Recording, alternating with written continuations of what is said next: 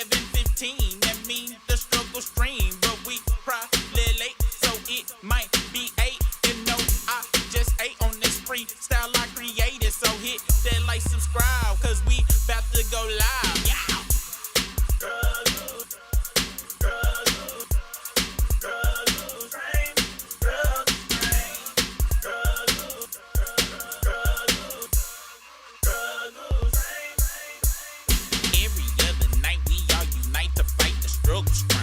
Super Rick, we try our best, but we still.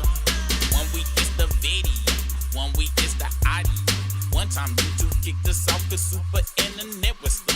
Sometimes Super disappear because his camera battery low, and sometimes Briska disappear. He got a date, he gotta go. You appreciate the game, cause y'all never ever complain. Always coming back every night for that.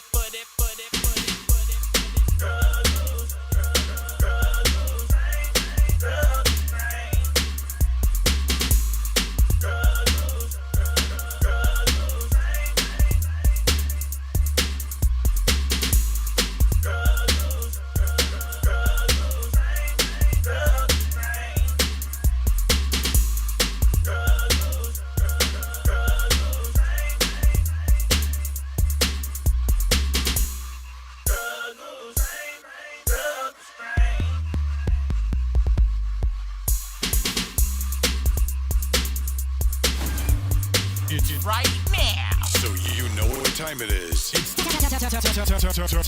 for the dopest show in the universe.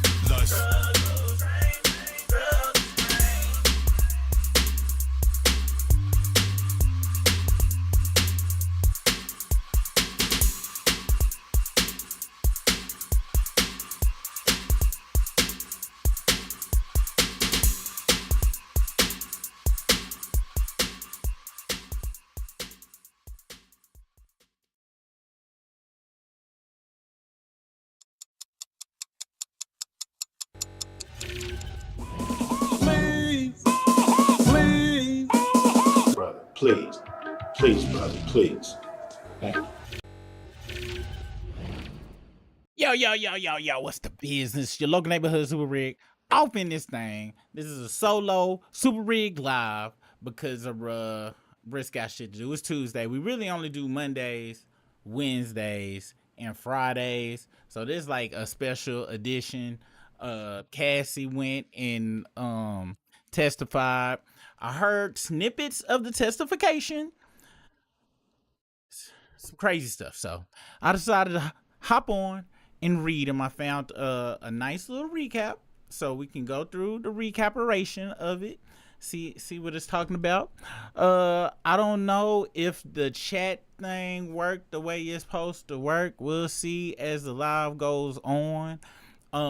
Since this ain't a regular live, I don't have any bullshittery stories, so we just go hop into the whole thing because of my that's what happens when you do an impromptu live. Because I just decided to do this. I was gonna take a nap because I had to actually go into the office today, but I was like, you know what, I'm gonna read this Cassie thing, and since I was gonna read it anyway, might as well do it on the internet. All right, so let's go on and get started. All right, here we go. This is the share button. Now, this is compliments of the Washington Post. Hold on now. Hold on. That's Eddie Ward in the house. What's the business, Eddie Ward? Welcome to the squad. Let me see if I can get this. Let me see if I can get this damn chat fixed, cause I'm upset that the chats don't be popping up like they usually do. Let me see if I can get this damn fixed, cause this is uncivilized. That's really what it is. This is uncivilization right here. So let me see if I fix this. If I do this right here, if I can fix it, cause I want y'all to see how he a Diddy supporter, and gotta be honest, you might be a flat earther. All right, just putting that out there. I can't verify, but any kind of Diddy support, give me flat earther right there. I'm just saying, this thing really ain't work. You know what? Since this beginning of the live, I know people ain't caught up yet. Let me do something real quick. Let me see if I install this old version of this application and see if it works. Since everybody here, this will give this struggle. You know what I'm saying? That's what happened here.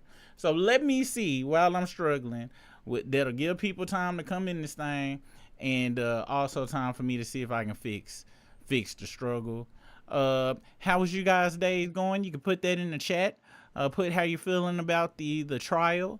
Because there has been what I'm hearing about it. It might not be as cut and dry. It's some witnesses and things that was like, yeah, I'm not popping up unless I get me some immunity. The judge talking about, hell no, ain't no diplomatic community, bitch. I'm not Cameron. So I don't even know what to say about that part of it. Hold on. All right, so I gotta go here to manage extensions.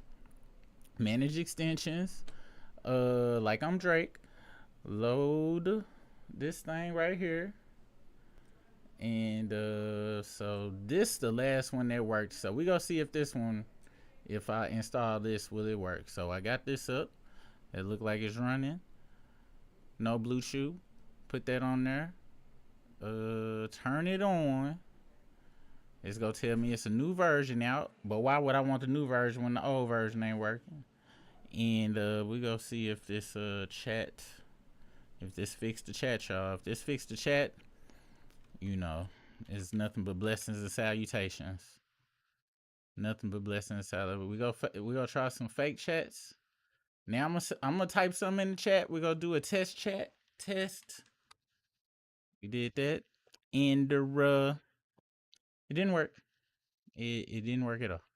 I wonder what's going on with this thing, man. It'll do the fake one, but it won't do the real one. I'm gonna do another test. Boom. I think it's working, y'all. I think it's working. I see the test. There we go. What's the business, Poison Ivy? What's popping? All right, y'all. Let me see if I can get it popping on the screen. Once we get it popping on the screen, we ain't gonna get about that business. We ain't gonna get about this business.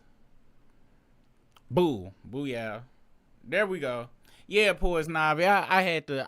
I've been wanting to read the the Diddy trial stuff. I usually be at the house working. We got y'all for all the work from the remote worker people. Y'all know how they be having folks coming in like once a quarter, every twice a quarter. Make sure you ain't double dipping in that thing. This is my week, so cause y'all know, all the OGs remember the live lunch with supers and stuff. So I would have jumped on the live lunch with Super to get it, but the trial wouldn't have been done. I wouldn't be able to get the whole thing. So now they got the whole transcript popping. So I did an impromptu. This is just special Diddy edition. This is just a special Diddy edition. Ain't no regular occurrence. Tuesdays. Doing 5 days a week. I'm gonna have to think about that. This is a lot. But I just rewatched you talk about Tory Lanez stabbing album rollout. I was I ain't seen nobody else coming with that angle. Let me see if my hat done dry, cause I had to wash my hat.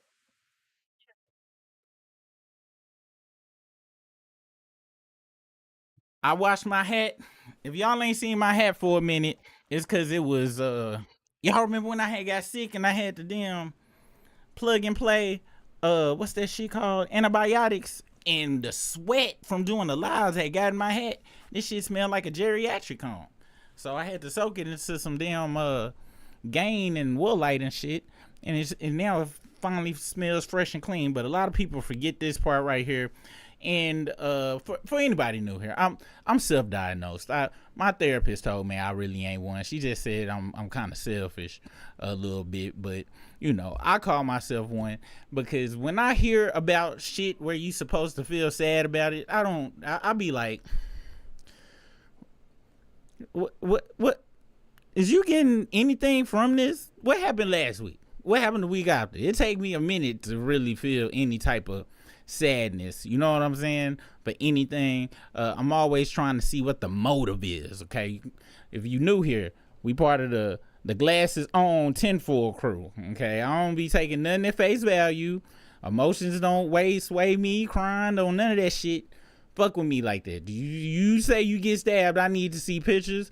I need to see immense pain, struggle, and then even then I'm like, it's not squirming enough. I'm gonna need more squirming for me to believe it. I think he's doing perfectly fine. You know what I'm saying? That's why I didn't go into the medical field. I'm not a good caretaker of animals and plants and things of that nature. I'm barely good caretaker of myself. All right. So, it just looked like an album rollout to me. A lot of other people throwing all these conspiracies, Rock Nation. I think that nigga was like, I got myself my payphone album coming out next week, and I'm tired of being in here watching niggas draws. I'm a fake stab myself. And somebody put in the chat, they was like, that nigga rolled in in some glass. They said that nigga probably rolled in some glass. I believe it when I see it. Cause I ain't heard cause folks be having phones in jail. You poke up, a celebrity. Why is that not, why is that not caught on? How niggas got time to be filming them in they bunks with 15 other niggas playing PlayStation, got flash screen TVs, but they ain't show. Well, that would be committing a crime on camera, but you already in there. You might as well. But anyway, that's just me. All right. We about to get into this. Let's see who in it. Omar Pena, what's the business? What's the business, Omar Pena? OG, triple OG. Hey, Super, I need you in the spelling bee ASAP. What I spell wrong? Diddy Trial Day 2 recap. Cause I Googled trial. Cause at first I spelled it T-I-T-R-I. Wait, T-R, is it trail? Did I spell, is that trail or is that trial? I get it confused. ChatGPT do all my thinking for me now. I don't even use my brain no more. Everything's ChatGPT. They say that ninja was stabbed a bunch of times for that same ish he was talking on the song. Word? What song? I don't listen to that nigga. I listened to that one project he did after the when he was talking about he was innocent and shit. And the only reason I listened to it, cause I wanted to see, I was like, all right, so you go tell the story what happened tonight. All right, here we go. I snapped my finger. Oh yeah, never came. And I don't like that new kind of R&B and shit. All of that that space music, that atmosphere ass R&B and shit. I don't like that shit. I like I like Jerry Curl R&B, okay? I like S Curl R&B. All right, Genuine, Fat Luther. That's the kind of R&B I like. I don't like these hair patch R&B niggas. You know what I'm saying? If you went to Turkey, if your ass went to Turkey, I don't want to hear your shit. Because I know what it's going to sound like. You know what I'm saying? I ain't got no time for that shit. Yeah, all this new R&B. The only motherfuckers I fuck with that I got put on was Lucky Day. Lucky Day makes some good shit. I fuck with him. Is this nigga name, I think, is it Duckworth? I fuck with that motherfucker. All these, all these R&B girly types and shit, they be throats humming. You know what I'm saying? They ain't really got the vocals. I need some Fantasia type vocals, some Jennifer Hudson type vocals to call that shit R&B. It just be beats. It be like, it's like when you get your AirPods and you put it on the spatial and you turn your head and the sound turn around. That's what the new R&B sound like. The new R&B sound like, it sound like what the Jetsons probably thought music sound like. It's just space. These motherfuckers ain't singing. It just be a bunch of reverbs and echoes and sound effects, auto-tune. This ain't no R&B. It really ain't. I can't fuck with it. That roll on the ground. Levert, what's up, Furry B Productions? What's the business? Yeah, it is just whispers and vibes. And really on some real shit, somebody please indicate to me. What the fuck is vibes now? You know what I'm saying? Because vibes used to be like when I watched what's that movie with Nia Long and Lorenz Tate? It's one of my favorite movies. When I watched that movie, it had a vibe to it. Like, I felt some vibe. I was like, oh my gosh. It damn near made me want to start riding motorcycles, smoke cigarettes and shit, and go up and tell very, very nasty poems about smashing somebody when you first just met them, and talking about splitting thighs and the rhythm on the left knee to the knock knee on the second, whatever the hell. But I want to do that shit. That shit made me want to wear a turtleneck and a blazer. I don't get no vibes from this new music. This new music don't make me do shit. I be like, no wonder these kids is motherfucking smoking crack and fentanyl and shit. This is what the fuck y'all listen to. This is what. No wonder these motherfuckers put Drake up here and shit. This shit this ain't no damn R&B. This is not. This is just really not. Learn how to. I can't. I'm very left footed. You know, only dance I can do is bankhead bounce. I can do bankhead bounce all day.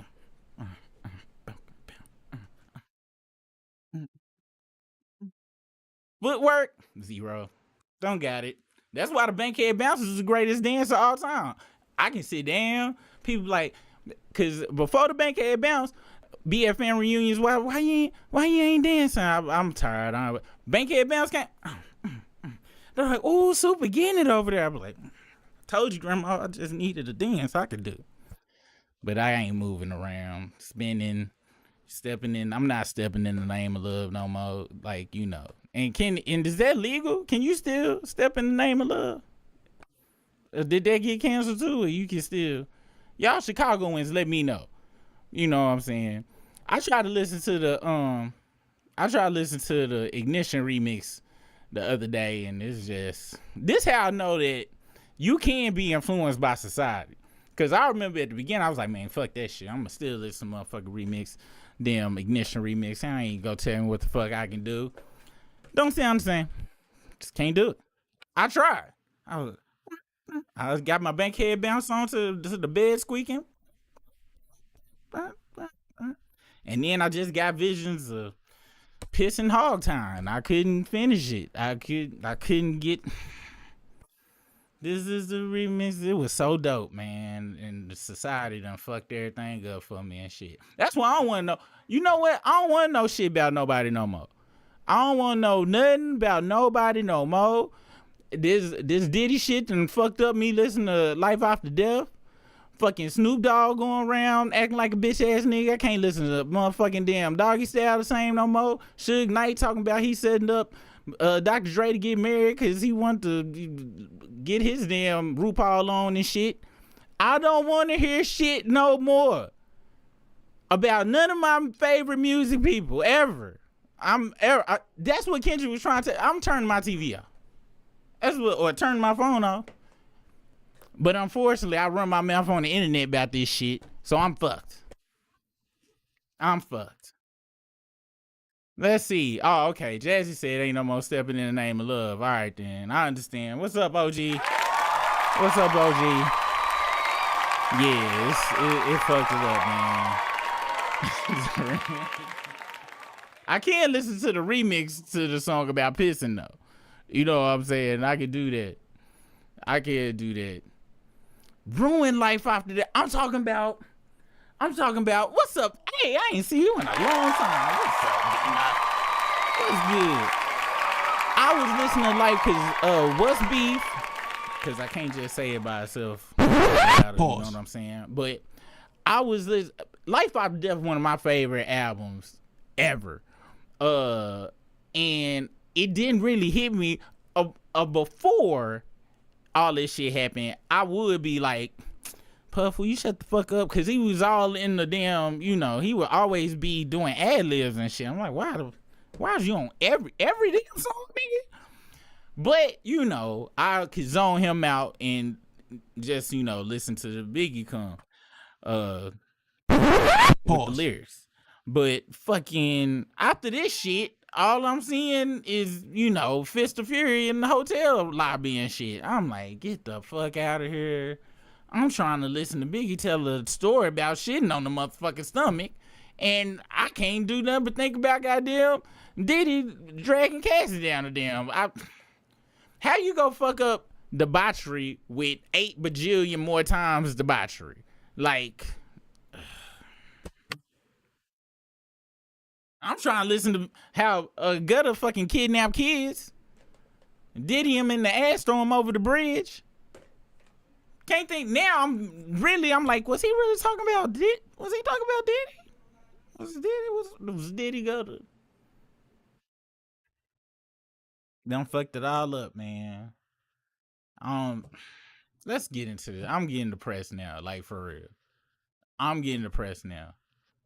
Wow. Biggie said some crazy shit. Yo, I'm talking about as I go back, I be listening, I'm like, word, Christopher. Cause even back then, I would listen to it.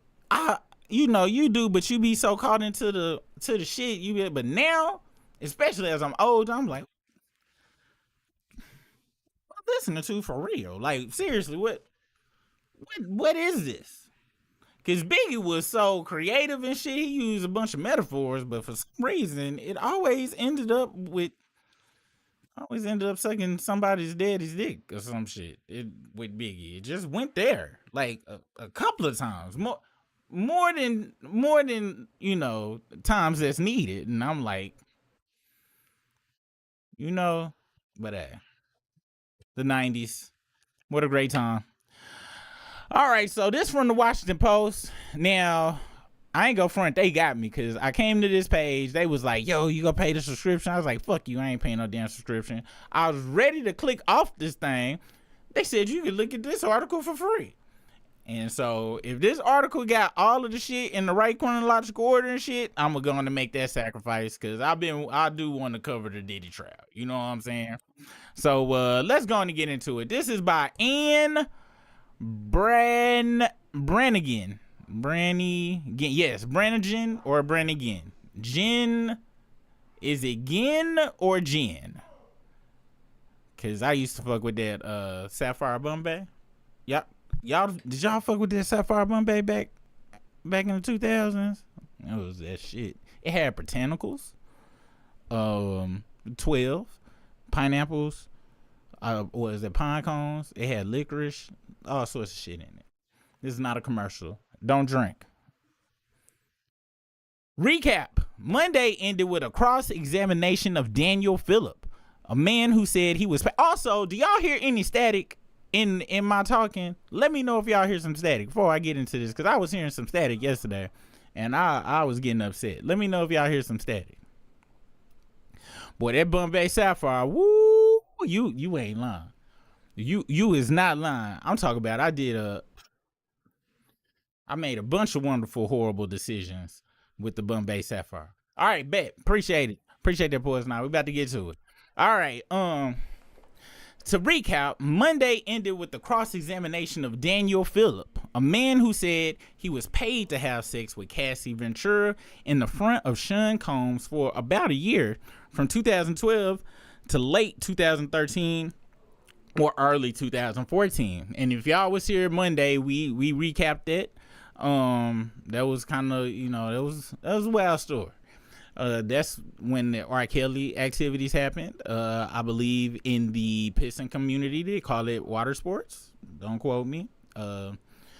Anybody who's not afraid of being made fun of and shamed, please let us know if you are a part of the water sports community, and let us know if that's accurate. Phillip's testimony was sexually graphic. Combs' daughters left the courtroom during it. I forgot the twins was in there. I forgot they had them babies in there. Them grown babies. I ain't gonna lie, y'all. I was just regular doing it. Just regular. I don't even want to hear about my kids just hearing about regular face to face with me, and much less me jacking off in the corner. Yeah, piss in the mouth. Yeah, take that. Like, just imagine. And they hearing it from the participants. That's gotta be a mind fuck. It's one thing to read rumors and shit and blogs and shit, and he come in there, oh, don't believe everything you read. But it's the nigga that did it. It was like, yeah, reenactment. All right, so I got up. I was like, oh, you want me to describe? Oh, I'm sorry, children. I'm sorry back there. I didn't mean. I didn't mean. But I was gonna make the whole room go black. I just wanted to let you guys know that. I'm glad you guys stopped me. Just imagine you hearing that about your mama or daddy. That shit crazy. Phillips' testimony was sexually graphic. Combs' daughter left the courtroom during it. The day ended with an awkward exchange between Combs' attorney Xavier Donaldson and Phillip concerning the size of Phillip's penis. What? I just threw that out there on some Bernie Mac talking about the room go dark shit, joke stealing. Who knew they was gonna be? And what the fuck how the size of his penis got to do with the goddamn case? Look, these lawyers, these must be some Gen Z lawyers and shit. Johnny Cochran wouldn't be sitting up there talking about that shit. Talking about if the condom didn't fit, you must have quit. We expect today to start with Donaldson wrapping up his cross-examination of Phillip, which the lawyer estimated would take about an hour. All right. Wait, they talking about wrapping up the cross-examination of Phillip. The way they talking this shit, it might take a little bit longer than they thought. This is at 8:55 a.m. Cassie Ventura is expected to take the stand after witness Daniel Phillip has concluded his testimony, which may not happen until late morning or afternoon. On Monday, defense attorney Xavier Donaldson told Judge Sub-Zero, that's what we call him around here. That's this type of name right here. Nah, I'm not even gonna disrespect that community. He expected the cross-examination of Phillip to take an hour, but he cautioned the judge not to hold him to that. Sub-Zero pointedly responded that it was a good thing that Donaldson had time Monday night to prepare so that the cross-examination would be more succinct than it was on Monday afternoon. The judge has stressed multiple times that he wants the trial, which is scheduled for 8 weeks, to be run efficiently.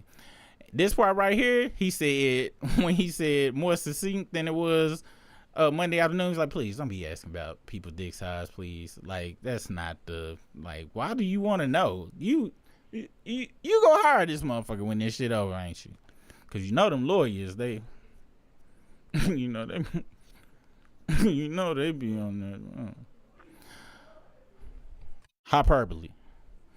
Sean Combs' lead net counsel, Mayor Mark Agafinio,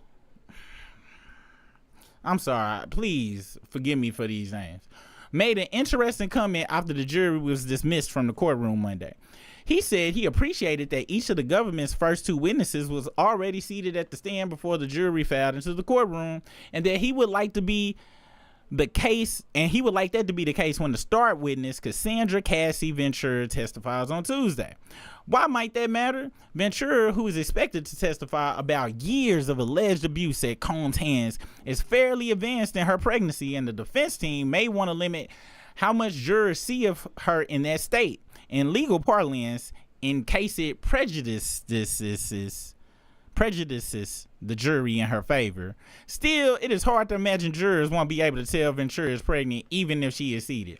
First off, look, on some picking a jury, it ain't nobody that don't know about none of this shit. You know, she about to bust. People been knowing she was pregnant. Yeah, seeing her, but people already tainted. Like this, and when I say tainted, if I was in the jury, I'd be like, look, Your Honor, I lied to get through this process. I'm gonna be honest. I wanted Instagram fame so I could smash hoes, okay? This young me talking, not married me talking. I'm just saying this is a fake juror, not myself, but just go along with the fantasy part. Look, y'all know it's guilty, right? Like, I can't listen to Life After Death no more. It's guilty just because of that. To be honest, I don't even really give a fuck about the rest of this shit. I can't listen to it. Fuck you, Diddy. You can burn in hell and die. That's how it really. A juror go stand up and do that shit one day. Sean Combs walked into the courtroom in an outfit similar to the one he wore yesterday. A lighter colored sweater with a white collared t-shirt underneath. Very monochromatic. As he walked in, he went down the line of his attorneys, giving them hugs. No witness is on. This is at 9:30. That was at 9:24. 9:30 a.m. Wait, so is this backwards? 9:10, 9:24. Okay, all right. No witnesses of the stand yet, nor is the jury in the room. Instead, the court is discussing how it will handle showing sexually explicit videos from Sean Combs' freak-offs, the sex parties where much of his alleged abuse is said to have taken place, and whether these videos should be made available to the press. Damn. Oh my gosh. Wow. I ain't gonna, on some real shit, I feel sorry for the girls. Them niggas, I'm gonna be honest, I don't give a fuck about King. And King need to be on trial. He got a case from a waitress on the yacht. But in addition to that, if I was a judge, I'd be like, yeah, we're giving you 20 years. Also an additional 65 years for all that bullshit dancing you be doing and rapping. It sounds like trash. Yeah, I'm throwing you in there with Drake. Yes. Bailiff, take him away. At 9:34 a.m., media lawyer Robert Balin is now arguing that the news organization should be able to view the government's freak-off video exhibits. He is telling the judge that it is important that the press, the people, through the press, be able to see justice being done. Look, Robert Balin, I'm be honest. A little bit, you're doing good work out there, okay? We do want to see justice being done. We do. Now, I don't want to see no abuse. I don't want to see abuse tapes. I'm sorry, I want to see the tapes where, like, you know, like I want to see who the celebrities was in there and shit, you know what I'm saying? I don't want to see no, now if it's got abuse, real abuse, I don't want to see that. But if it's just people like, sure, I'll participate in that train. But for evidence, you know what I'm saying? For evidence purposes. At 9:45, lawyers are debating the relevance of some text exchanges between Sean Combs and Cassie Ventura that night that reference a bar fight. Combs' lawyer, Tini Garagos, wants to introduce the text as evidence, arguing that they show that Ventura got into a fight over issues of jealousy, which the defense says is central to understanding Combs and Ventura's relationship. The government counters that the texts are relevant to the case. All right, so it's looking like they're trying to say it was a mutual ass whooping relationship. And I know y'all know some relationships like that. I knew some relationships where the woman was the aggressor and the dude was just getting beat, and he didn't want nobody to know because he knew everybody was gonna laugh at him, sadly. And domestic violence on either side is wrong. Internally, he made a horrible decision. You fellas, if you out there in the Eve Love is Blind, it can take over your mind situation, please get the fuck out. With that being said, back in early 2000, publicly he made a great decision. Niggas was go clown. But yeah, but he did the right thing. He never put hands back on her though. So we always, when we found out what was going on, we respected him for that. But luckily he found out when he was more mature, because the jokes they would have wrote themselves back in the baby boy days. 9:58 a.m. The jury is y'all know me, I be going on tangents, but they trying to paint it as they was beating each other's ass. Yeah, no, Diddy, you know, power dynamics and all of that shit, you know, unless they can provide me a video of they first meeting and Cassie look him dead in the face, back him across the face, like, you my bitch now, and then they establish that that's just how it went, then till then I'm just gonna have to go with I don't believe it was mutual. It probably became mutual later on. And knowing Diddy, that shit turned him on. Diddy probably went and hollered at other girls in her face and shit, and then she just reacted how she been, conditioned to act, and she, you know, go poke that nigga with a knife, he be like, ooh, baby, I like it raw. And then they go leave the situation and have a freak off and shit. So that's the closest. But as far as trying to say, oh, this was just, you know, an ass whooping, you know, love type of shit, nah, that's not gonna work. 9:58. The jury is walking in as Daniel Phillip retakes the stand to continue his testimony and face cross-examination. Phillip wore a suit and a tie Monday afternoon when he testified that Cassie Ventura paid him multiple times to have sex with her in the presence of Sean Combs. On Tuesday morning, he looks a bit more casual. A light button-down shirt, untucked, dark pants. 10:08. Daniel Phillip is being questioned on cross-examination about an assault. Hold on, y'all. Let me see if I can enlarge it. Pause. No witness on the stand yet. Media. So y'all can read along if you would like to read along and not have to deal with my what was that damn shit they had? Rainbow some reading program? And damn Hooked on Funnies. All right. 10:08 a.m. Daniel Phillip is being questioned on a cross-examination about an assault he said he witnessed at a Manhattan apartment. Phillip testified Monday that he witnessed Sean Combs attacking Cassie Ventura during one of their sexual encounters. That was 10:08. 10:22 a.m. Prosecution witness Daniel Phillip said on the cross-examination that after Sean Combs attacked Cassie Ventura at a Gramercy apartment, she ran to him shaken and terrified. Phillip explained that he didn't immediately start having sex with Ventura after she was beaten by Combs, but that the encounter happened organically. She was shaking uncontrollably, obviously afraid, and we started talking for a while before we ended up kissing each other, Phillip said. Oh my, I can take no vagina under duress vagina. That don't even sound, but they paid him though. Well, Puff paid, or she paid. Let's continue to read. 10:22 a.m. 10:22 a.m. So far, defense attorney Xavier Donaldson is doing a lot of rehashing of Daniel Phillip's testimony from Monday afternoon, meaning we're getting details about sexual positions, erectile dysfunction, and assault. This is all happening in front of Sean Combs' mother and children. I know his mama don't care. I heard his mama was wild. Phillip has appeared very confident on the stand, frequently countering Donaldson's questions. I think Diddy mama probably was at 2-3 freak-offs. I'm not gonna put it past. I'm sorry. 10:23 a.m. Xavier Donaldson, one of Sean Combs' defense attorneys, is trying to highlight discrepancies in what Daniel Phillips told police officers about Combs' alleged attack on Cassie Ventura at her apartment. Phillips said Monday that he saw Combs throw a liquor bottle at Ventura from across the living room before dragging her by her hair into the bedroom, where he overheard Ventura screaming and what sounded like slapping and punching. According to Phillips' testimony, Combs came out of the bedroom and asked, "Are you guys ready to continue?" suggesting they continue having sex. Donaldson pointed out that the police report said Combs had instead told Phillips to get the fuck out. Phillip maintained he didn't recall telling police officers that. Yo, he's throwing bottles at her?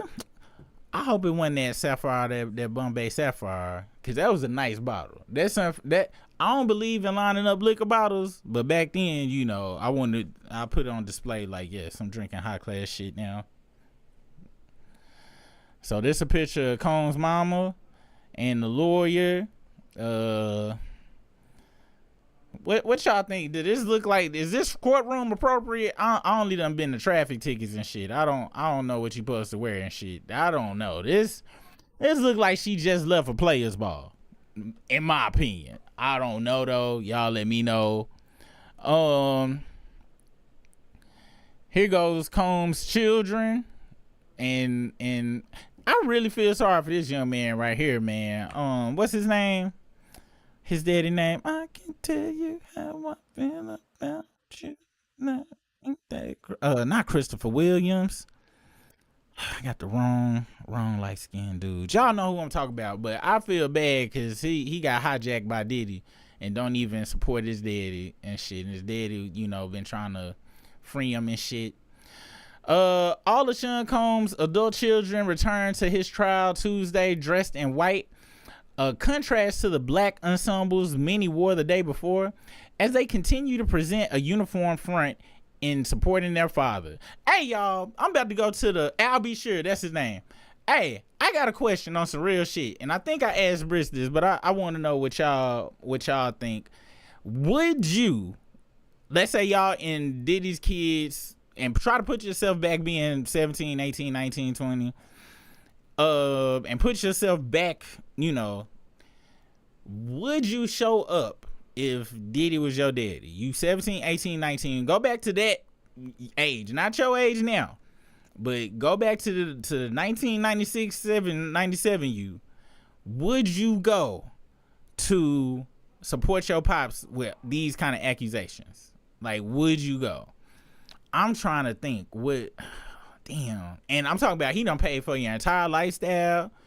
And the girls, from what we know, they ain't never wonderful. We ain't heard no crazy shit. The twins' mama or whatever been getting up. That's the only one I really ain't heard no crazy stuff on. I know that about wait, Albie sure ain't that this boy daddy right here? Who is his daddy then? Somebody let me know who daddy this is. Damn. So Albie sure that's Wolf's son? This Wolf's son right here? So who the fuck son is Albie Sure's son? Cause I hate to be racist. Most all light-skinned people kind of look the same to me, dudes. Light-skinned dudes, I can't tell them apart, to be honest. And let me tell y'all an extra tidbit. It's the same with white dudes or dark-skinned dudes in general. Like, dudes in general, can't really tell them apart. I don't be looking like that. That's Diddy's and Misa's son. Okay. All right, I get it. All right, Quincy is out. So these ain't all the goddamn kids. Oh, it is a twin. Okay, all right. It's the struggle stream. It's the struggle stream for a reason. It's say it right here for anybody that's new. It's a struggle. We struggle in not just technically, mentally too. There's mental struggling here. Sometimes health struggles. So let me make sure I get this straight. Let me see if anybody answered the question about what they support. They freak off daddy. Let's see. Key Therese said, have y'all seen a video of them on the patio with him talking about how they go to the strip club together? Him and who? The children? And when I say children, I'm not trying to infantilize them or nothing like that. My kids grown as fuck. I call them my uncles them still call me my daddy's kids. So can we not get our 2025 on and just try to get too specific? Y'all know what I'm saying and shit. They his children. They are not children, but they are his children. All right. So yeah, what y'all want me to call them? Petty juniors, fouls in training, PDFs in training. No, it's, I'm just trying to, you know what I'm saying? Well, 2025 be pissing me off sometimes, yo. Folks can't look, I'm old. Eddie Ward, that's not Quincy, that's Justin. Okay.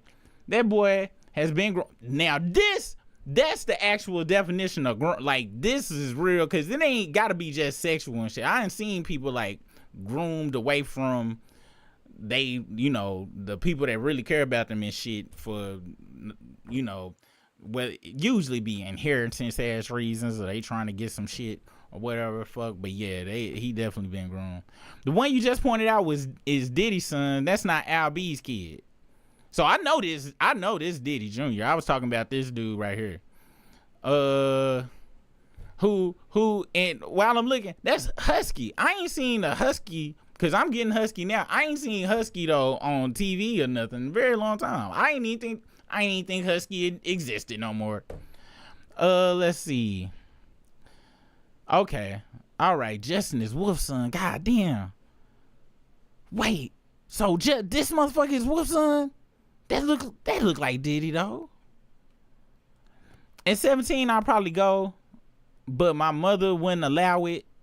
Damn. Yeah, I can see my mama. Yeah, I know my mama would be like, you go down there to support that nasty motherfucker you want to. I ain't gonna be there with your ass. I'm like, damn, mama. You right though, mama. Mama, he was having motherfuckers pissing in people's mouth. He jacking off in the corner, mama. I told you that motherfucker was nasty. Yeah. Well, I'm trying to be realistic though. Cause unfortunately, this is how my mind think. I'm like, okay, look, I've been rich my entire life. I have no discernible skills. If I'm the nigga that been doing the shit king and shit, I know I have no talent, no skills, no nothing. I have nothing to bring forth to the world. I'ma just, it's gotta be rough knowing you can't even get hired at McDonald's and shit. And if you go support your daddy, he got some money stuffed away somewhere and shit, but he told you he ain't gonna give you the code to it until the last day of the trial. But you gotta be there every day. Rough. That is rough. Anthony said, I went to support my dad at those AA meetings. Same stories pretty much. Same freak off stories. Eddie Ward, that is Diddy and Misa's son. Okay. Motivation Nation said, I could not sit there and listen to my father's 69 guidance.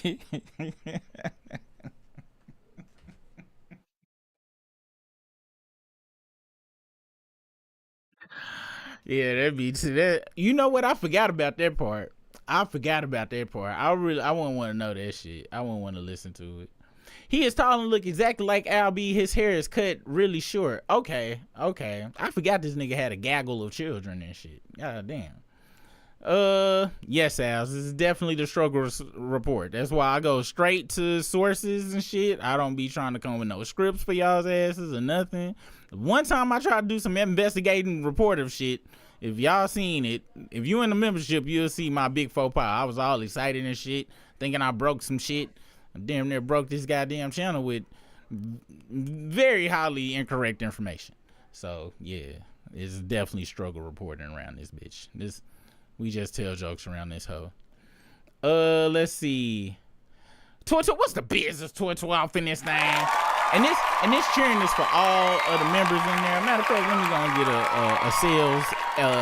a sales rep in real quick.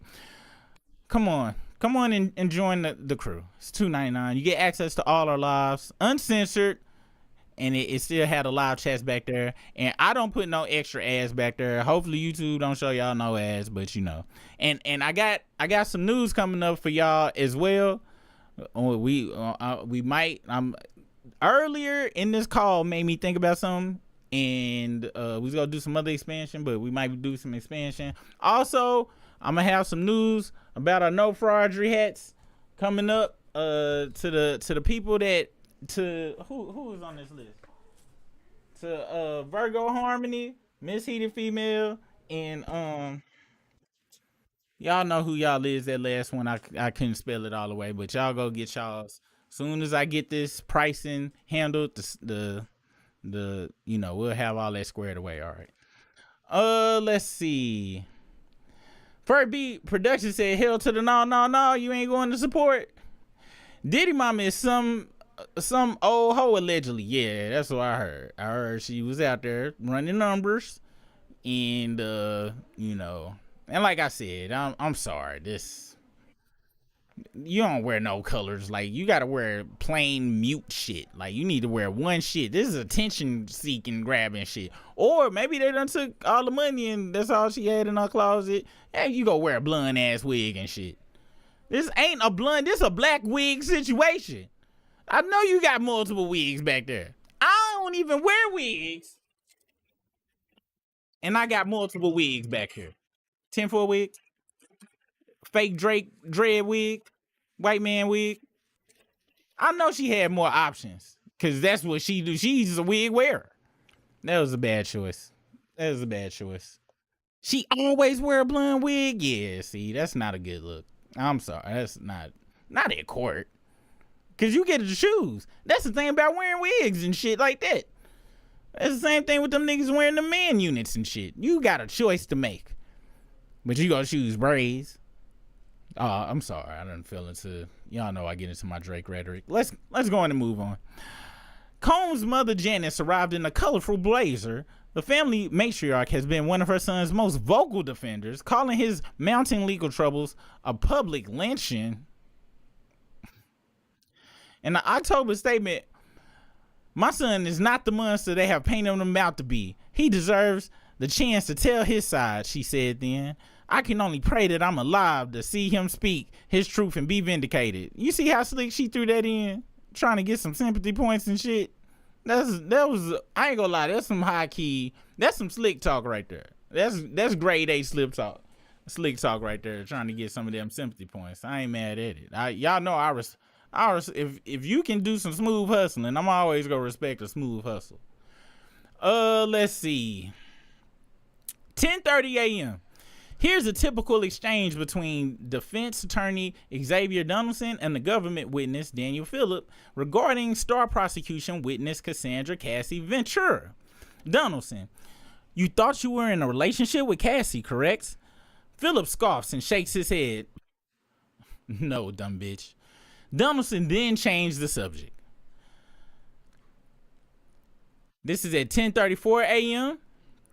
Alex Fine, husband of star witness Cassie Ventura, arrives at court for the Sean Combs sex trafficking and racketeering conspiracy trial in New York on May 13th. God damn.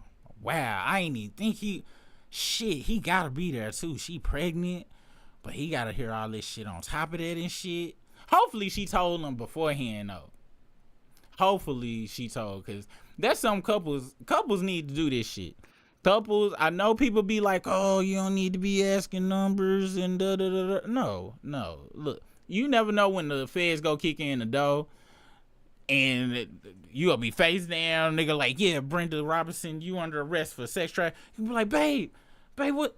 Sex trafficking? What you told me you was only with one dude?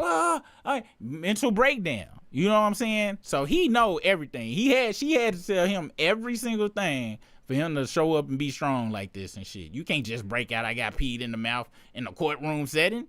That needs to be told in the privacy of the home over some Olive Garden or some shit like that. You can't just, you know what I'm saying?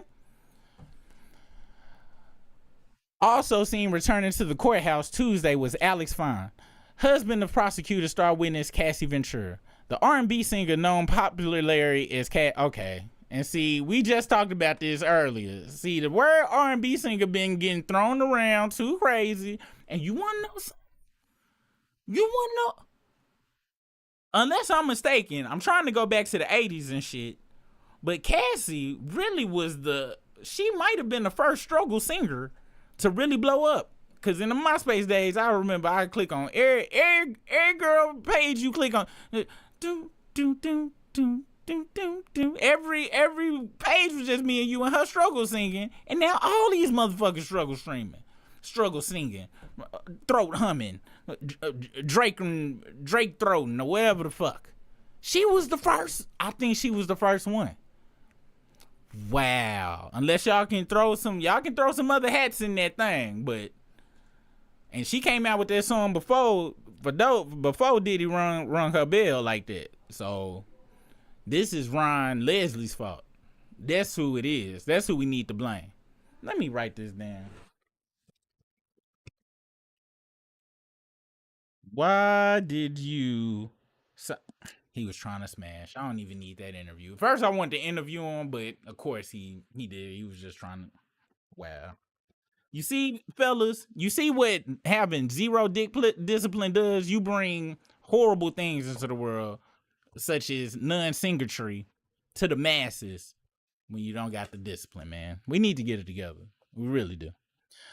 But R&B singer known popularly as Cassie is expected to take the stand in Sean Combs' trial. And if you new here, unfortunately, I go on just random ass rants. I'm sorry. It's just my brain. That's just how it operates.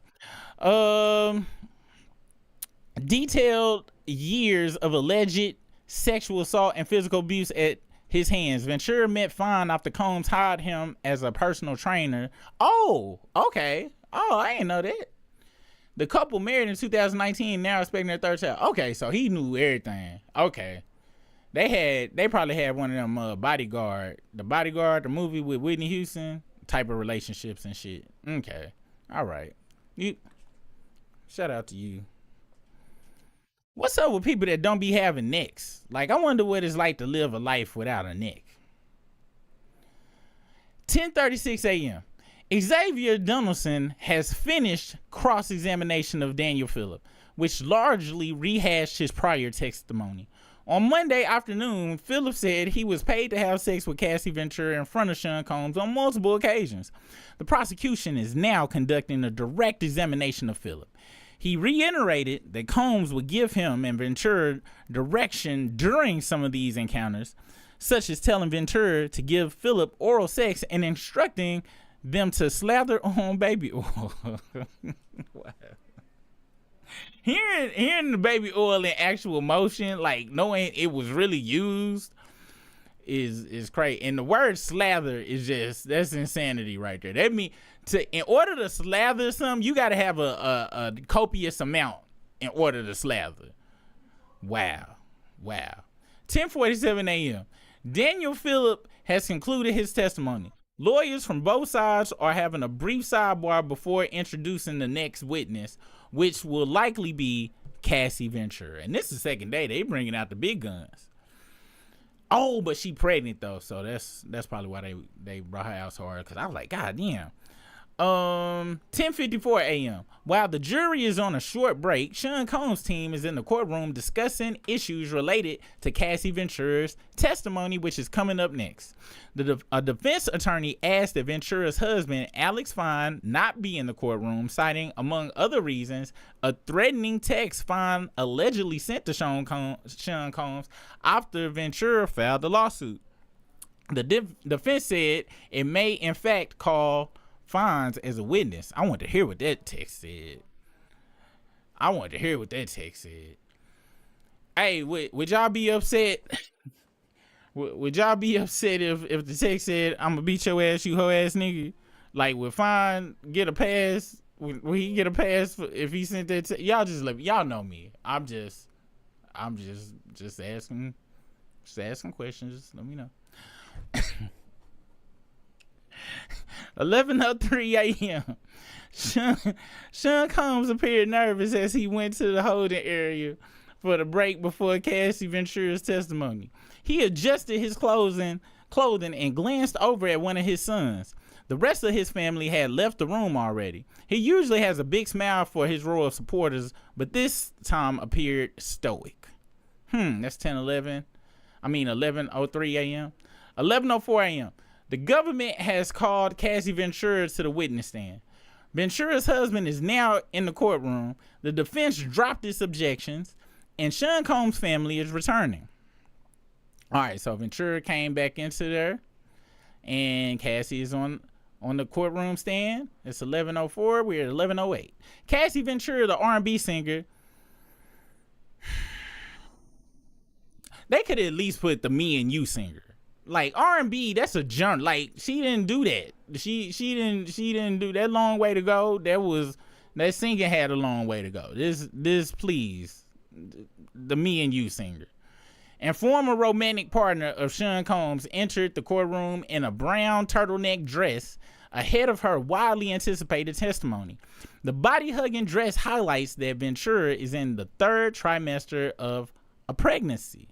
They said, y'all go get this sympathy, goddammit. 11:09. Hey, that's my birthday. The government began by asking Cassie Ventura about the argument she had with Sean Combs over the course of their romantic relationship. Ventura said arguments will often end in physical abuse. He would knock me over, drag me, kick me, stump me in the head if I was down, Ventura said. And it's crazy because we all seen the video. Like, as I'm reading this shit, it's just crazy. You can see it. Like, that's crazy. 11:14. Who is this? Music producer Rodney Lil Rod Jones. Hey, this look like the dude. What's that dude? The football comedian dude, and he be doing them skits, them power skits. Hold on, y'all.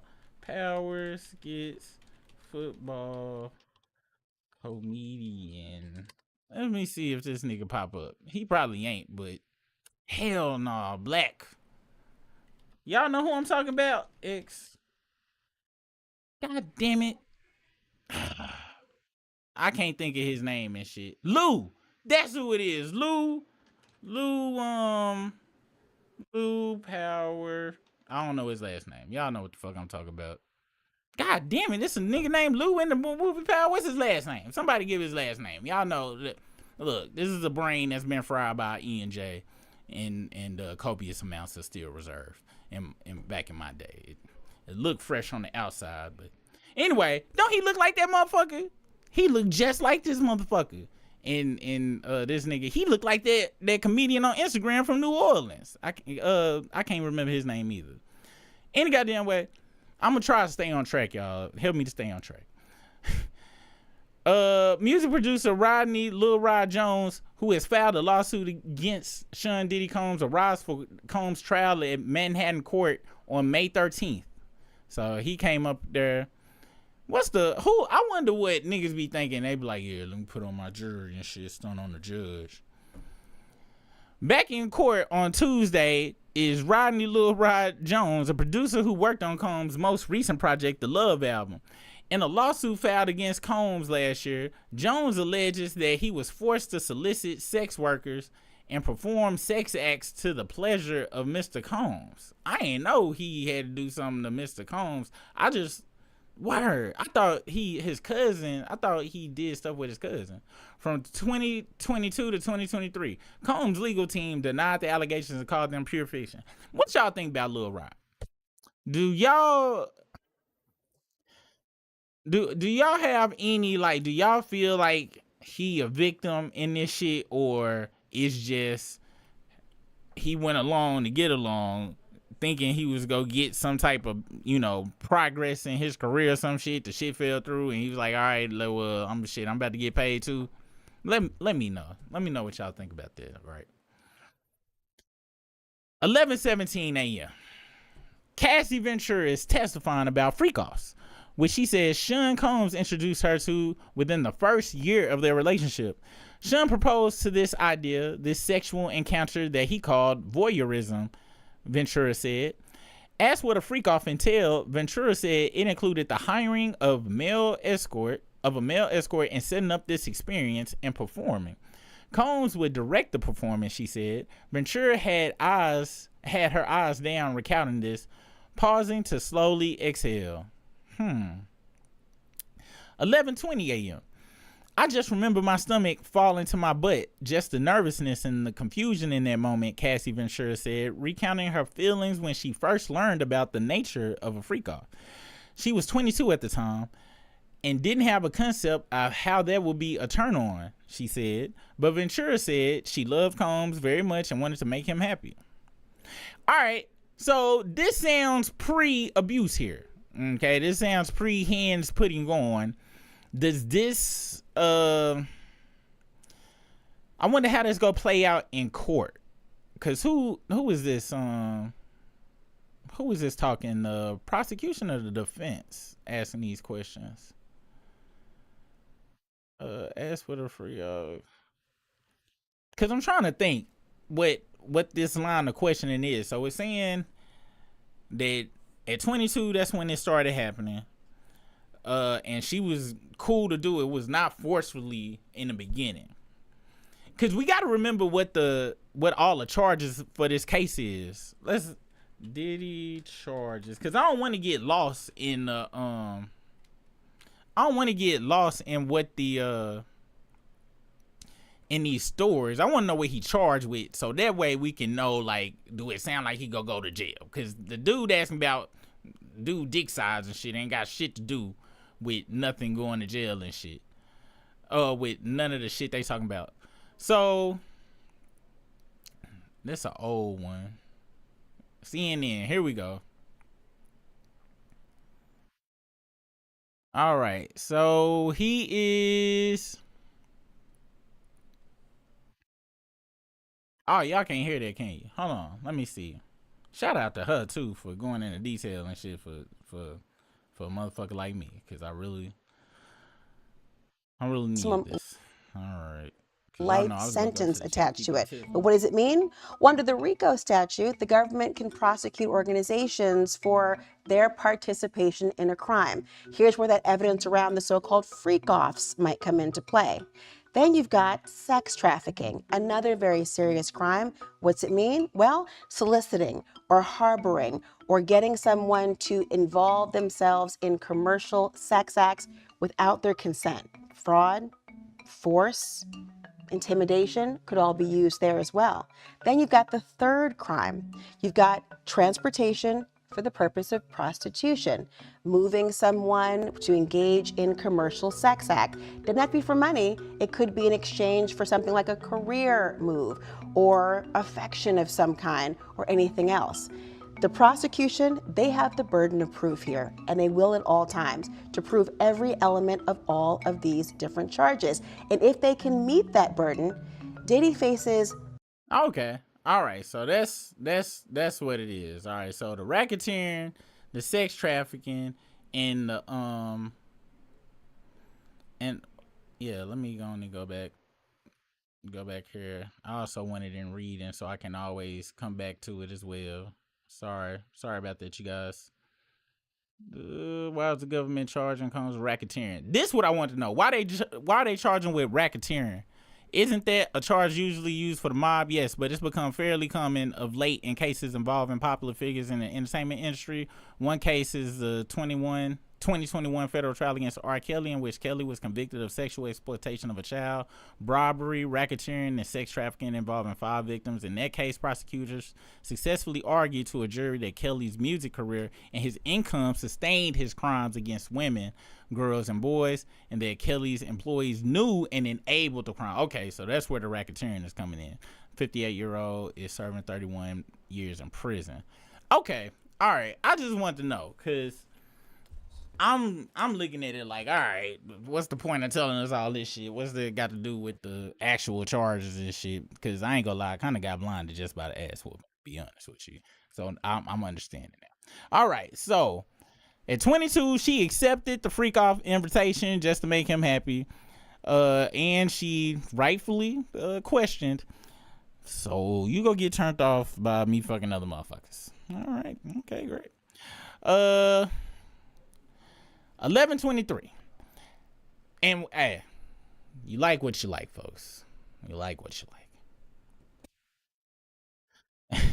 Cassie Ventura, I understand watching other folks fuck. I don't want to watch nobody fucking who I'm fucking though. Like, what the fuck? But hey. Cassie Ventura didn't say she had much of a choice but to participate in Sean Combs' freak-offs, she testified. Ventura, who described herself as naive and a total people pleaser, feared making him angry or uncomfortable with a rejection. Combs controlled much of her life, she said. Later, Ventura feared that she would be blackmailed with videos and images of her participation of a freak-offs, as well as threatened with violence. He had many resources to spread those images on the internet, she said. It was always in the back of my mind that I would somehow be hurt by him. Sean is a really polarizing person, also very charming. So it is hard to be able to decide in that moment what you need when he's telling you what he wants. That makes sense. That makes sense. I totally understand what she's talking about right there. And that's another thing about them fucking parties and shit. Them Hollywood parties. Cat Williams told motherfuckers back in the Pimp Chronicles, you go to them damn mansion parties, you don't know what you go see. But it ain't even the most important part. Ain't what you go see. It's who is seeing you in the motherfuckers. They got carrying. I'm pretty sure every motherfucker we done listen to on the radio is on some tape doing something weird. It ain't got to be piss weird, but it ain't gotta be weird. You just be doing some shit where you be like, get the fuck out of here. I know. You know what I'm saying? So, and she know. I wonder is all of the is the tomfoolery gonna come out in this case? Because we got 8 weeks. So is people gonna really be coming out with yeah, he had cameras all over this motherfucker. I'm very interested to see if the industry try to put a cup, try to suppress that shit. You know what I'm saying? Because it's bigger than Nino Brown. It's bigger than Nino Brown. 11:33. Asked about what she knew about Sean Combs before she met him, Cassie Ventura said, I just knew he was this larger-than-life entrepreneur musician. I was a fan of his music. Ventura was around 19 years old when she signed a 10-album. God damn, that's a slave-ass deal, 10 album. Woo! Signed a 10-album deal with Bad Boy Records. The record label Combs founded in early 2006. Wait, Bad Boy was founded in 2006? That can't be right. Let me see. I could have swore he founded it way earlier than 2006. Yeah, 93. Come on, Ann Bergen. Don't tell this better not be no damn ChatGPT job. About a quarter of the dozens of people who have filed sex abuse lawsuits against Combs also claimed they were aspiring entertainers when they fell into his orbit. You can read the Washington Post analysis of the striking patterns among Combs' alleged victims here. No thanks. But unfortunately, that was like a standard deal. LL Cool J had a 10-album deal. That's why his last album that came out in 2004 under Def Jam was called Exit 13, because that was his 13th album. It was a 13-album deal. That's why it was called Exit 13. God damn. Let's see. Cassie at 11:34. Cassie was on her way to massive pop stardom. Then she met Diddy. She might have pulled. I don't know. There's a tactic expertise we demand of pop songs. The implicit assurance that for the next 3 or 4 minutes, our dopamine levels are being manipulated by vetted professionals. But more than that, we demand excitement, and we don't really care how we get it. Sometimes a miracle happens. A song that has very little of the first thing generates wild amounts of the second thing. And through that tiny window of time, life shimmers with possibility. Yeah, I think ChatGPT wrote that shit. 11:36 a.m. The government is going back in time a bit, prompting Cassie Ventura to recall her early interactions with Sean Combs when he was her boss, but not yet her boyfriend. Ventura described Combs kissing her in a hotel suite around the time of her 21st birthday in Las Vegas. She said she was confused by the kiss and recalled crying and running off. She was a new artist and didn't know the lay of the land and wasn't used to an executive acting in a sexual and romantic way, she added. All right, so he signed it at 19, and from what she said, he didn't make his first move until she was 21.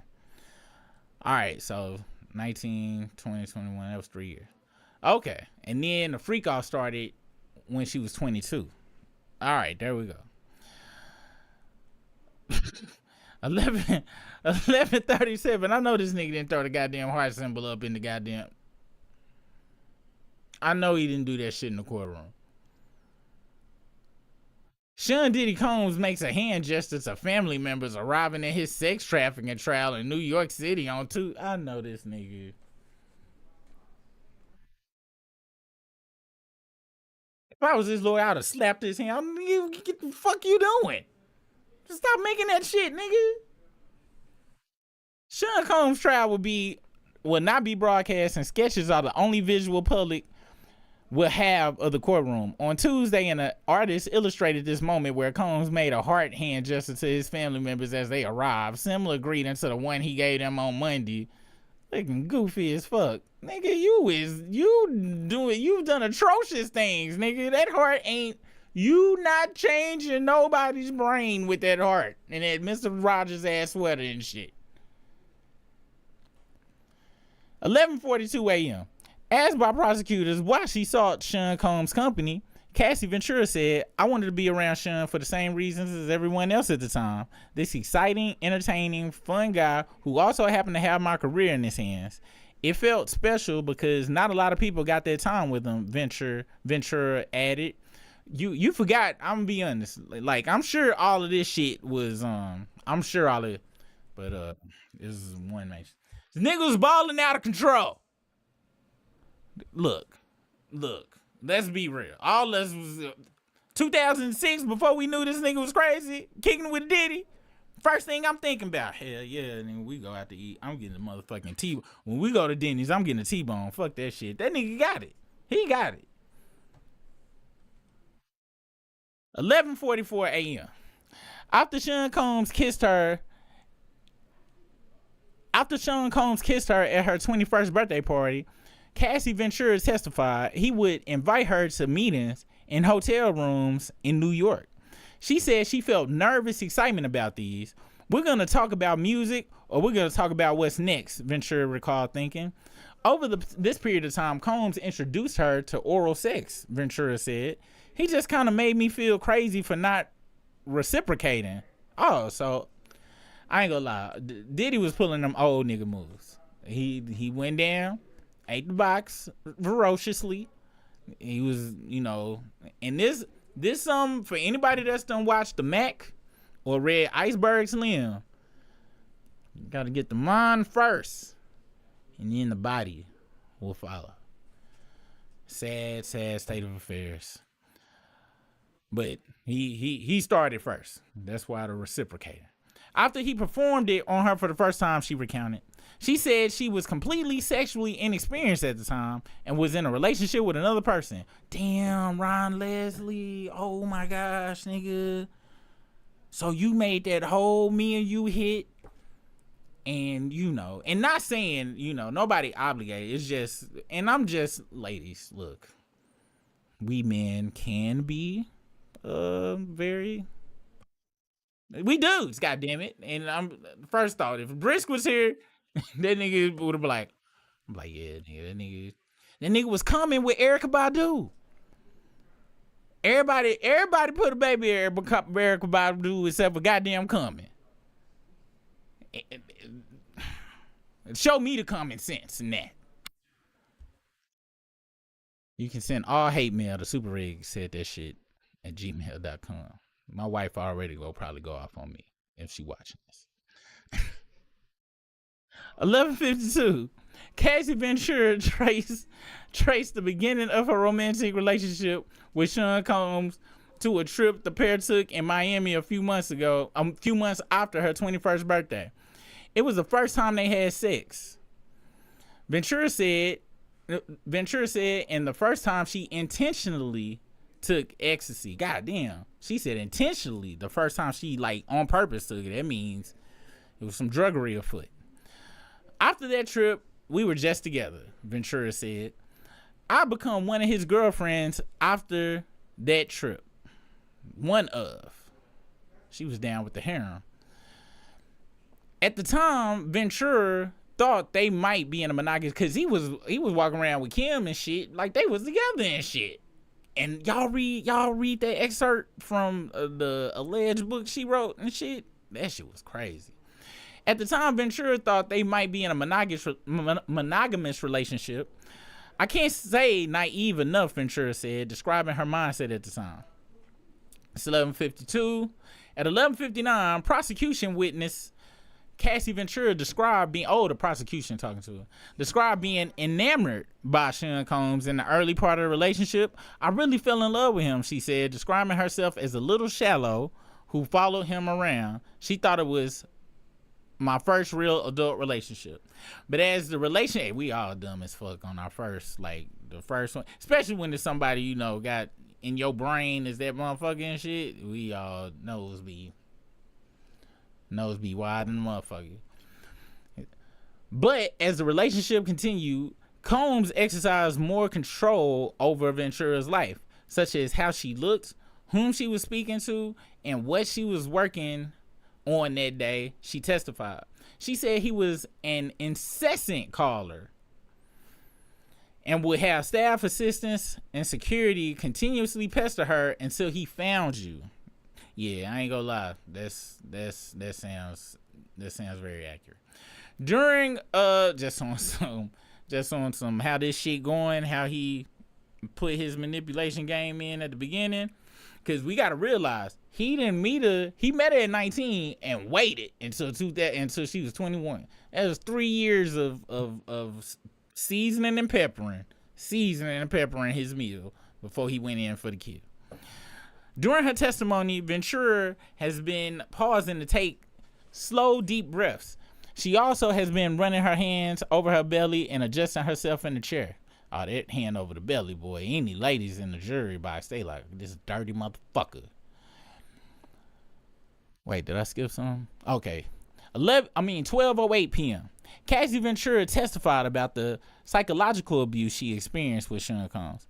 She said she always had to be working on something, and Combs would check in to make sure she was doing so. This included submitting a list of songs she was working on to him. A lot of songs I didn't actually come out, she said, describing the task as busy work and just control over what I was doing every minute of the day. Yep, that's all that shit was. When Ventura ignored Combs, he would call constantly and sometimes send a security agent or trusted assistant to her home. It was part of Combs' security staff's job, Ventura said, to keep an eye on her. You know who got this exact same story? Motherfucking Mariah Carey and Tommy Mottola. The brat told a story about how she would have to sneak Mariah past out his mansion, past the security, just so they could go out and get a motherfucking burger. She just want to fucking be off the property and shit. That's the exact same shit. This is some Tommy Mottola shit. Shout out to Michael Jackson putting Tommy Mottola out there on motherfucking damn Front Street. By name, too. 12:23 p.m. Cassie Ventura is recalling her time in Los Angeles with Sean Combs. She says she moved there because Sean Combs wanted to be closer to his children, some of whom were living in California at the time. I wasn't ready to be out of New York, Ventura said, but followed him because I was in love and I wanted to be near him. Before that, Ventura described being gifted a New York City apartment by Combs. He paid the rent and lived nearby. Ventura said Combs also paid for some of her apartments in Los Angeles and had his own keys and would enter whenever he wanted to. Hey,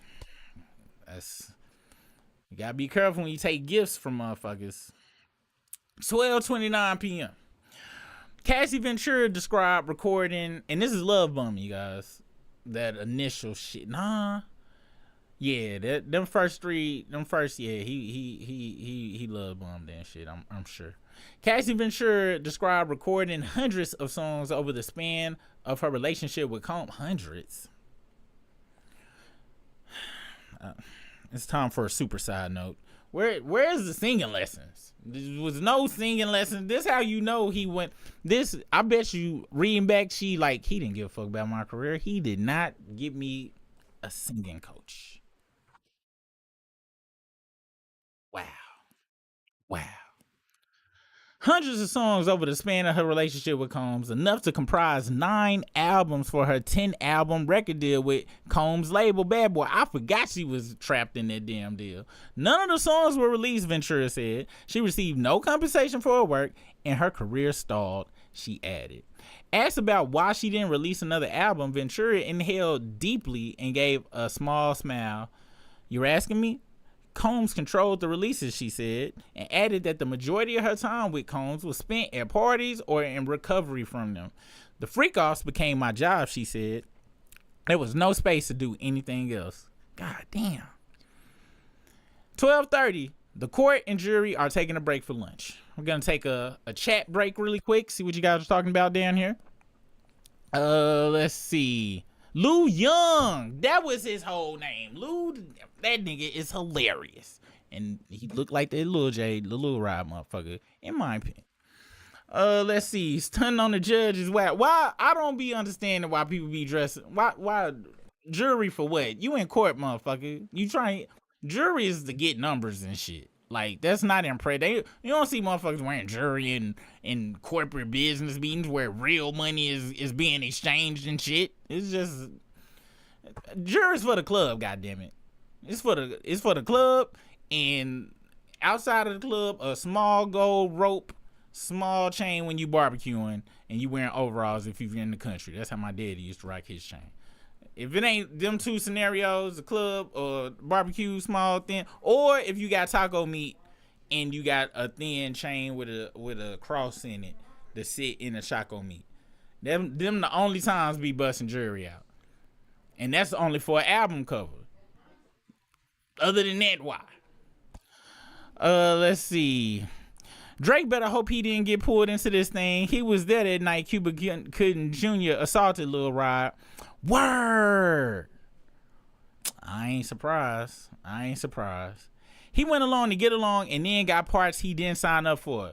I go with you on that, Furry B Productions. I agree. I think cause like I said, I in fucking Little Rock, Arkansas had family and shit that was navigating the music business, and all the shit we hearing as far as him making motherfuckers do shit for record deals, I knew that shit, and I was fucking in Little Rock, Arkansas. So I know motherfuckers in the business that hung out with that motherfucker knew the fucking the procedure when you kicking it with this motherfucker on some trying to get in the game type shit. You know what I'm saying? Like, you know, that's my thought process for it. Hold on, we got a super chat, and also, how do I highlight the super chat? It's not showing me it was a super chat. Hold on, y'all. Let me see if I can. There we go, super chat. Appreciate you, DJ, on that super chat. Am I wrong for thinking this pregnancy was planned? You ain't got to answer. Diddy is sick, though, and I think the rabbit hole goes deep. All right, DJ, you ain't got... I answer that shit, because, look. 10 for a hat round here, buddy. She learned.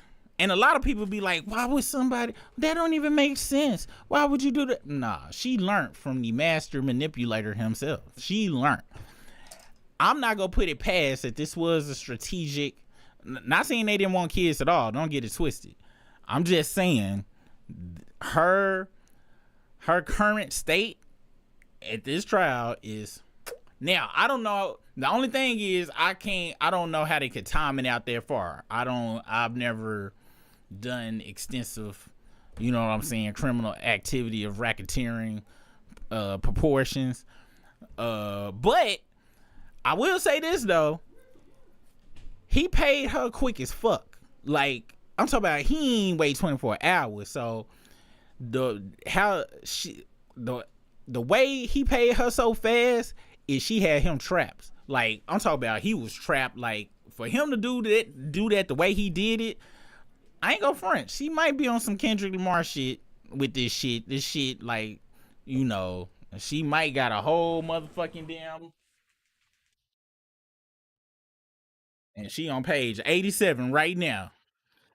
I'll get a drink of water when they call break at 7:32 a.m. Then I will go in and tell about the time he roundhouse kicked me in the throat while I rub on the top of the baby bump and say, "Excuse me, the baby is kicking." At 11:37 p.m., I'll put a Tic Tac in my mouth because my breath will be stinking. That's how strategic she could be with it. We don't never know. But she learned from Diddy. And to go up against a motherfucker like Diddy, to get him to that, I'm talking about, you got to be prepared. And a lot of people like, oh, this is a lynching. Nah. Now, also to get Diddy in a situation, a motherfucker like Diddy in it is definitely was orchestrated. And it was way more powerful motherfucker. And not on no Dr. Umar, they trying to take down the black man type shit. No.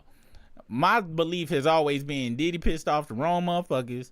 And they was like, all right then, bitch, we got your punk ass. And it was just all, they made the calls they had to make. Hey, Cassie, ready to get paid? Great. And it just went, and I believe this is like 2-3 years in the making. And it really started, honestly, I think everything, it just kind of coincided. The time everything was like right when he was trying to say that liquor company was fucking racist and shit. You can't say that shit about it. Do you know how powerful these motherfuckers, these alcohol companies are and shit? You know how deep they shit go? He is 100%, I feel, in my opinion, guilty of all the accusations. I'm gonna be dead honest with you. But just like with Weinstein, all these motherfuckers, either one or two things happen. Either you just be chosen to be the scapegoat for the whole rest of the industry, or you piss somebody off and they force you to be the scapegoat. Cause one person be like, yeah, that's the nigga, we taking him out. With white, black, Asian, and I think it happens in all industries, music, entertainment, pencil sharpening companies, motherfucking damn toy companies. paperclip companies, all industries. I believe shit like this happen. That's why you got motherfucking. You can't. He got too motherfucking big for his britches. Diddy is no different than the fraudster, thinking, oh, I got. They let the fame get to their head. They got the, oh, I got millions of fans. Your millions of fans ain't got shit to do with these motherfucking bajillion-dollar corporations and shit, and these motherfuckers who have real generational wealth, meaning they don't work, ain't even a word in they thought process and shit. You know what I'm saying? But yeah, man. All right. Let's see. Look, I'm just saying. What I can't. It ain't nothing I can't see Diddy didn't do. I'm just saying. It ain't nothing I can't see he did. Cat Williams somewhere, he's shooting motherfucking baskets and shit consistently, hitting 3-pointers, 8 in a row, just like he said. Cat Williams somewhere fucking laughing, smoking a blunt. Like I told you, motherfuckers. I told you. I told you. Let's see. Bad Boy Records became Bad Boy Entertainment. Okay, Bad Boy Entertainment. Okay, I got it now. All right. Okay, thank you for that, Nickelodeon. Shout out to that name. That's a great name. I miss the old Nickelodeon. That was pretty cool shit. Let's see. Nice and healthy in the house. What's the business? I gave an update about the hats. In the next 2 weeks, we're gonna have some updated hat information, but I'm working on some shit to see if I can shake that price down just a smidge.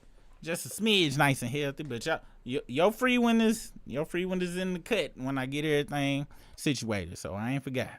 And thank you for gifting that struggle. Welcome to the struggle stream, whoever that is. Some punch and pie in the back. And it's also some Little Caesars and ENJ back there for you guys. For you new members. Welcome, Aldenette R. Bruce. Welcome. Let's see. Poison Ivy, we have been hearing about Diddy since exactly whatever they say he did that shit 1 bajillion, kajillion, bajillion %. Like, to be honest, this whole fucking lawsuit is a big farce and shit. And I wouldn't be surprised for all my Seinfeld fans out there. Shout out to all my George Costanza brethren. I wouldn't be surprised if this trial don't turn into the last episode of Seinfeld, where everybody he fucked over come in and tell they fucking story. I wouldn't be surprised if this shit don't turn into just new person, that'd be great. But we gonna talk, once we get through here, we gonna talk about one of the witnesses. Apparently it was the 5th witness is not testifying. I'm not sure. I just heard this, so this is alleged. We go see if we can find. But apparently they wanted immunity, and Sub-Zero said he ain't doing that shit. So we go see.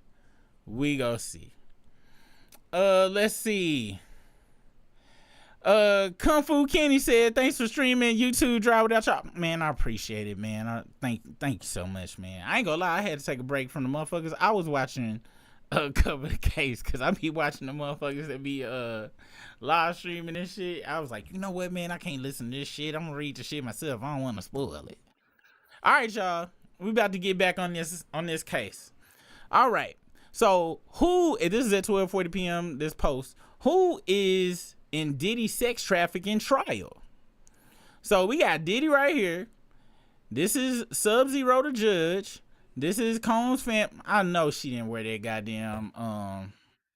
I know that y'all remember Doug's sister.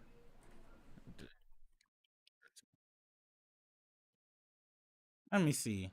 I know she didn't wear this Doug's sister ass damn wig to the motherfucking festivities. I know she didn't do that. This is a courtroom, or maybe this a picture from somewhere else.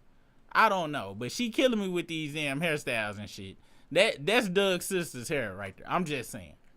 I'm just saying. Please don't show up to the courtroom with readily identifiable cartoon hairdos. Your son his life is on the line. I think she want him to go. But hey, that's neither here nor there. Then we got his defense attorneys. We got the prosecution.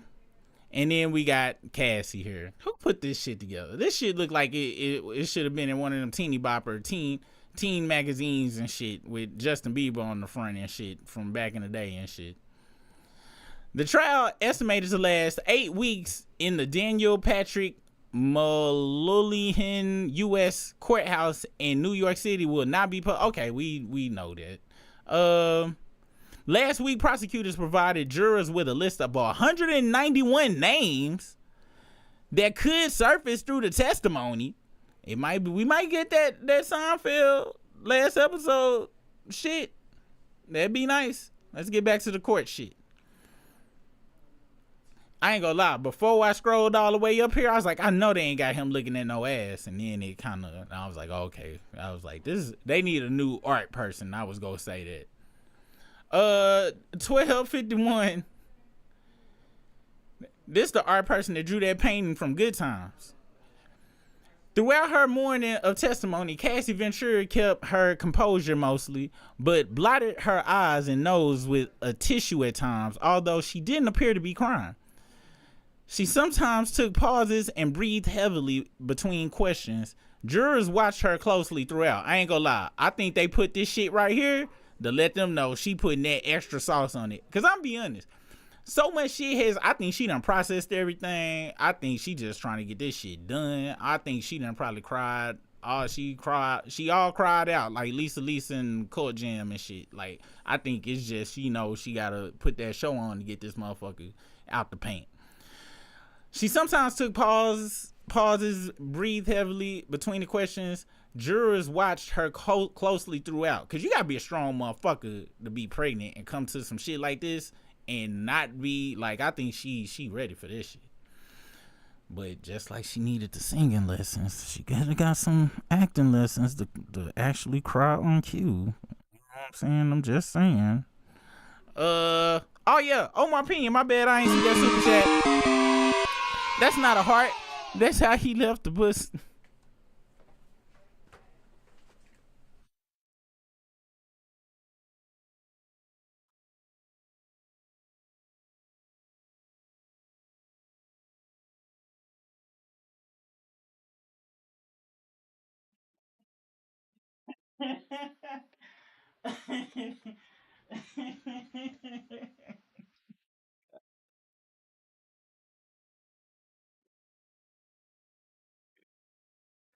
Oh my gosh. God damn. Oh shit. I'm gonna have to put you on timeout for this.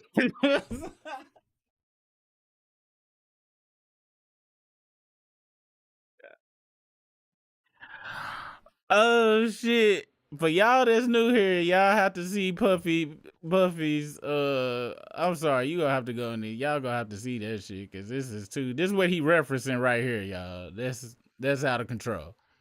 That's out of control. I also believe it's accurate. Let's continue. Throughout her okay. When she entered the courtroom, Sean Combs turned to watch her. He tried to get that death eye. She appeared to have no interest in returning his gaze. It was the first time the pair had seen each other in person since Kim Porter's funeral in 2018. As she walked down the aisle of the gallery, Ventura looked straight ahead and walked past the defense table. Wearing a brown, calf-length turtleneck dress and visibly pregnant, Ventura smiled at a prosecutor, Emily Johnson, before taking a seat at the witness stand. Sean Combs appeared this is 12:54. Sean Combs appeared to be watching his former girlfriend Cassie Ventura closely throughout her morning testimony. He's trying to fucking be eye aggravating. What's the word? Eye intimidation and shit. Without much reaction or asides to his attorney. Yeah, that nigga. This nigga, that nigga right there, full blown this. Like I'm a smidge. That motherfucker is the whole. I'm like the N and the A. This nigga is to the T and the sticker and the whole damn hat of this shit. But Combs looked at the jury for a few seconds as Ventura detailed the first time he kissed her in the bathroom of Las Vegas hotel suite during a celebration. That nigga trying to see. He's trying to see what the fuck they thought, and he's scared. He scared when he did that shit. Let's see. Look, I just want the goddamn. Can we just get the words and shit, not this goddamn PowerPoint presentation shit? This Microsoft shit. What we learned investigating dozens of lawsuits, and I'm gonna read it because it might be interesting, but what we learned investigating dozens of lawsuits against Sean Diddy Combs. When Cassie Ventura filed her November 23 lawsuit against her former boyfriend Sean Combs, her story of exploitation and abuse became a roadmap, charting a course of dozens of people to come forward with their own allegations of sexual assault against one of the most powerful music producers in the world. Though Ventura reached a settlement the day after her complaint was filed, her lawsuit marked the beginning of what would become a Me Too music wreck. Oh, this was to get us to go sign up for that damn. Y'all slick. I'm not falling for it no more. I'm done, Annie Bergigan. 1:11 p.m. Lawyers' attire and accessories are pretty unremarkable. A reliable mix of neutral cardigans, blazers, and collared shirts. Brian Steele, one of Sean Combs' lawyers, stands out for his hot pink water bottle, which he has been toting around the courthouse. I ain't gonna lie, I would want Brian Steele on my squad. He got YSL off and shit. I want Brian Steele. That he stood up. I watched that trial. He stood up and that black bald head judge, that bitch ass nigga. I ain't like that judge. He was trying to tell him he was gonna be in contempt and shit, and Brian was like, "Yeah, you just go out to lock me up, then, motherfucker." And the judge knew he couldn't do that shit, and Brian still held his ground and shit. I had to respect him for that shit. Please don't kick it with Drake though, man. I know it looked like y'all might be a part of the same, y'all might be a part of the same. You know what I'm saying? Might be part of the same squad, but you gotta differentiate it. There's such thing as lame family members. 1:18 p.m. No racism. Hyperbole. Throughout the start of Cassie Ventura's testimony, which is about to resume, family and other supporters for Sean Combs showed little reaction to some of the more sensitive things she testified about. Several times, Combs' late ex-girlfriend Kim Porter was mentioned by a witness. Some of the adult children Porter shared with Combs were in the room and remained dispassionate. Damn, I forgot. They mama went through hell, and this motherfucker was keeping their mama hostage while he was parading around with Cassie and shit. But then he would leave Cassie to go on family vacations with Kim and shit with the kids. And man, that motherfucker is a cold motherfucker, man. That was a cold piece of work. 1:19 p.m. Court is back in session. Cassie Ventura is back on the witness stand, now with a long coat on. Judge Sub-Zero asked if she was a bit cold. Ventura nodded. Can confirm that courtroom can be quite chilly. The judge said he would try to do something about the temperature. 1:31 p.m. Now this is Shayna Jacobs. Come on, Shayna. Don't be hitting us with none of this damn craft art asides and shit, Shayna. Cassie Ventura is testifying that her control-obsessed ex-boyfriend Sean Combs was intensively involved in her appearance throughout the relationship, making comments and demands daily. She said Combs would tell her that I look too Mexican with my hair like that, or I needed to have my nails done a certain way. What the fuck is too Mexican? Ventura told the jury that she and Combs discussed whether she would get breast implants, and that her look during the freak-off session was especially important to him. Some days he would want me to be really sexy and be his woman. Other days she testified, and be his woman other days. Okay, she testified. 1:40 p.m. Cassie Ventura is now being asked about Sean Combs' associates. She mentioned Christina Coram and Tony Fletcher, who were trusted Combs assistants. She is also being asked about members of Combs' security staff. Earlier, Ventura testified that Combs' employees would track her down when she tries to avoid the hip-hop executive. 1:50 p.m. Cassie Ventura told the jury that she saw Sean Combs keep handguns in safes at his home. She recalled a freak-off party where Combs learned his rival Suge Knight was at a nearby dinner and left with a posse to find him. What? Ventura said she was scared of what they would do, but they soon returned to the house. Hey, y'all think Diddy was just trying to act hard in front of Cassie, or he really was out there trying to look for Suge? Y'all let me know what y'all think about that. I think I kind of want to say Diddy was like, oh yeah, that bitch ass nigga. Oh, that bitch ass nigga. That nigga here. Come on, let's go, dawg. And then he went outside and they rocked around the block for 20 minutes. They got in the car, parked down the street, and walked around the block about 20 minutes. Ate some damn McDonald's or some shit, then came back. Yeah, that bitch ass nigga was gone. He better be glad he was gone. Y'all think he did some shit like that to try to impress her? Y'all let me know. Let's see. 1:51 p.m.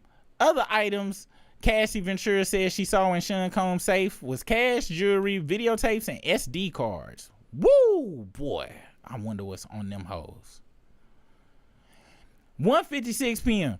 Cassie Ventura was asked to recall when Sean Combs first proposed the freak-offs to her, which she testified about in the morning.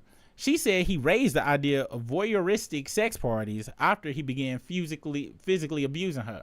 All right, and Burn again. Now you done made me a liar, because the way you told the story, you said that the freak-offs was before the abuse, but now you saying that the freak-offs is this bad reporting, or she waited till later on to say it?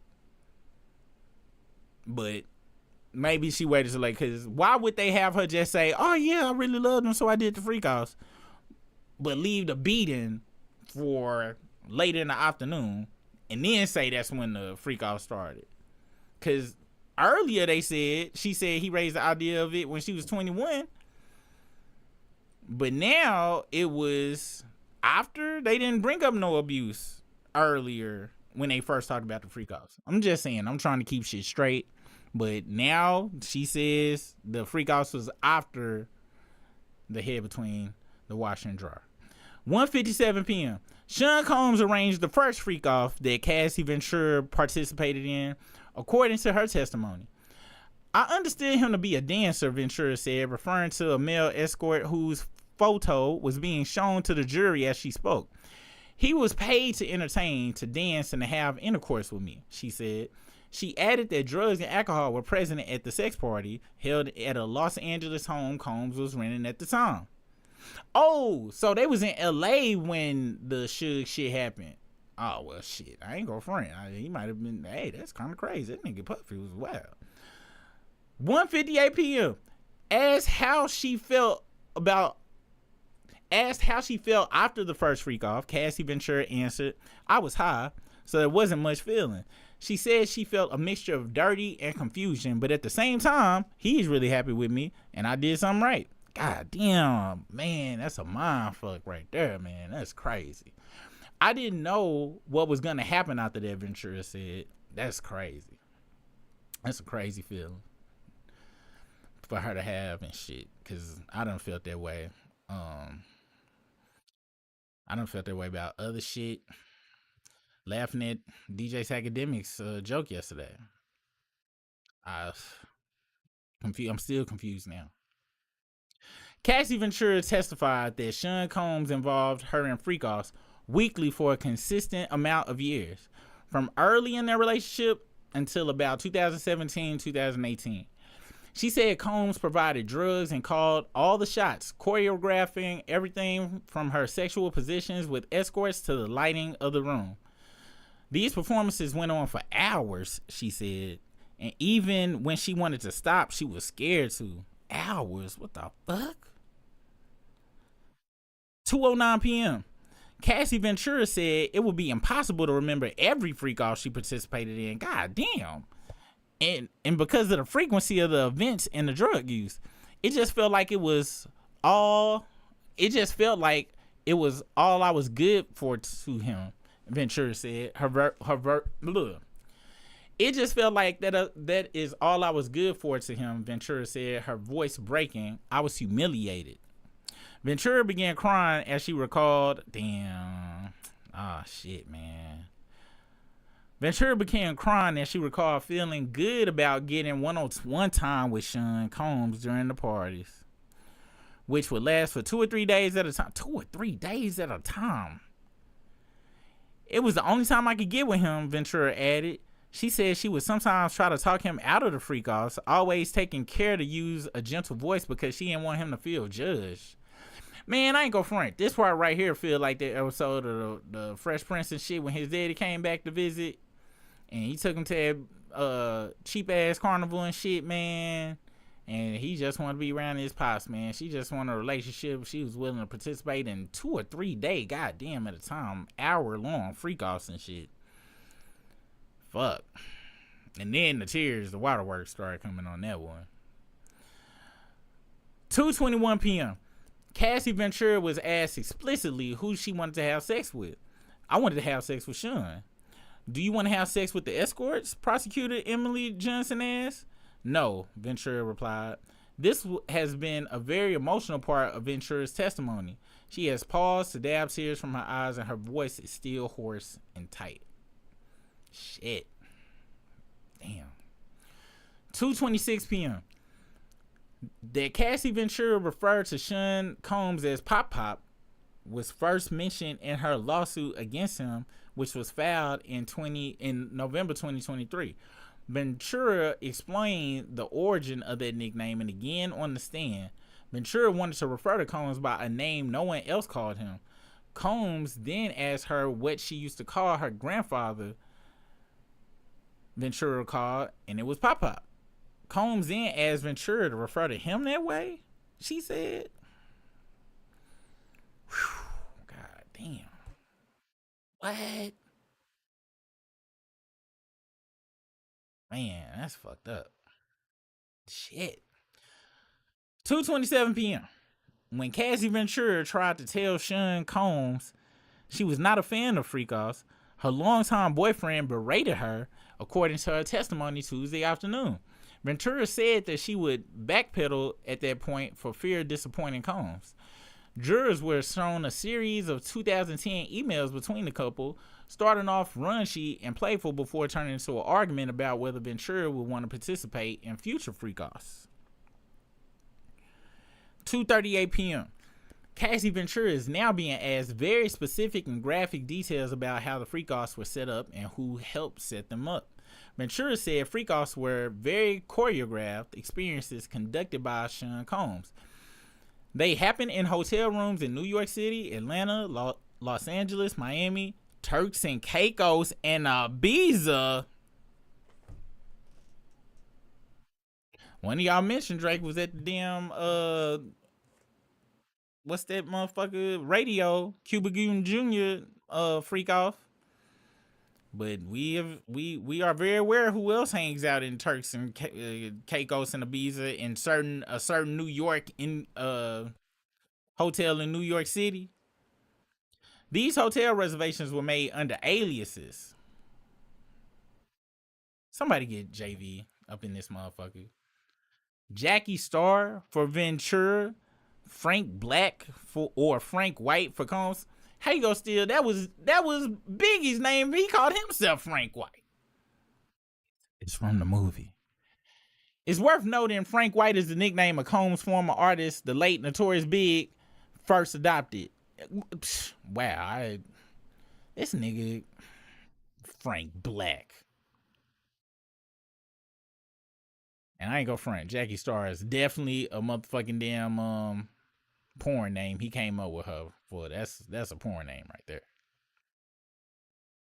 Here go Lou Jr.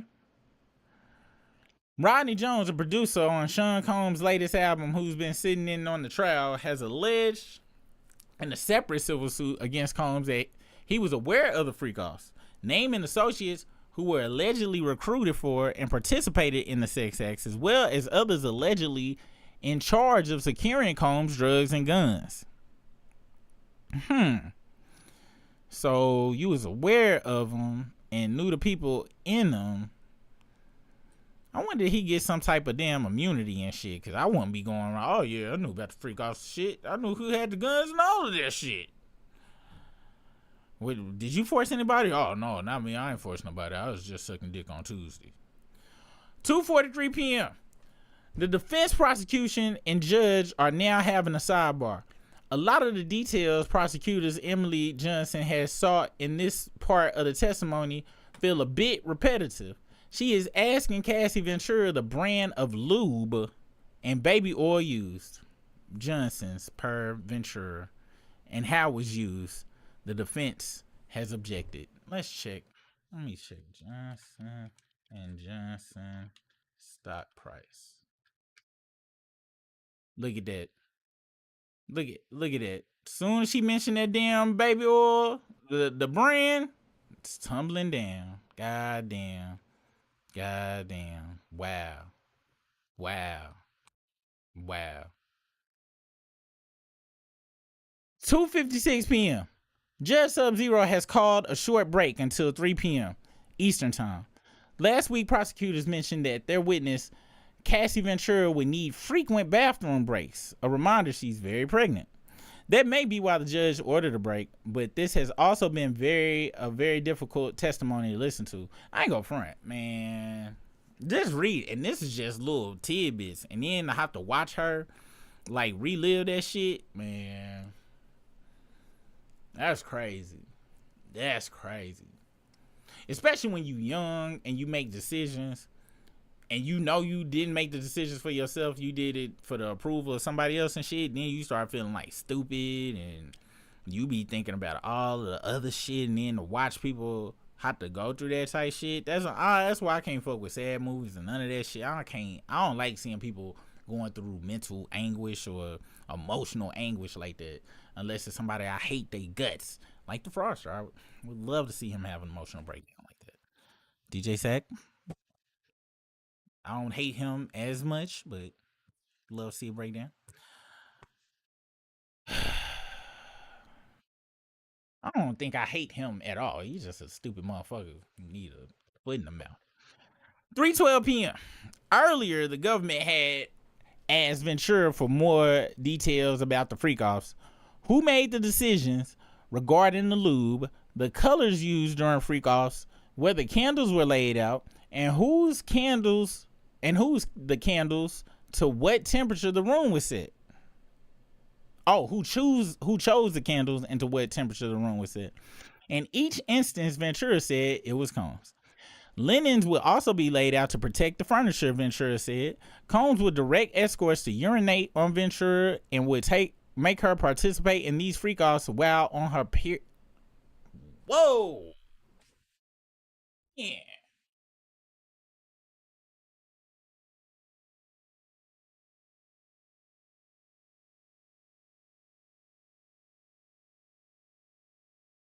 Miss Ventura, did you want to be urinated on, the government asked?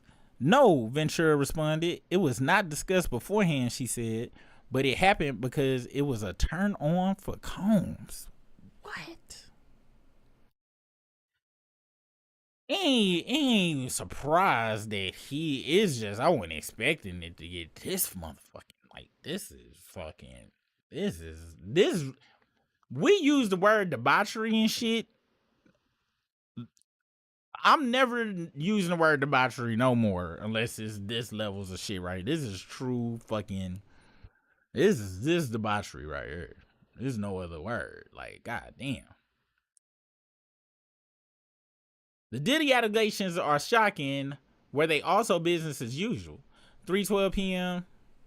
In late 2022, well before Sean Diddy Combs got into real trouble, a man in Los Angeles approached Tania Wallace with an offer. The man was a scout for Soft White Underbelly. Did y'all see this interview on Soft White Underbelly with her? And she was talking about she went to the Diddy party. They had picked her out for the Diddy party.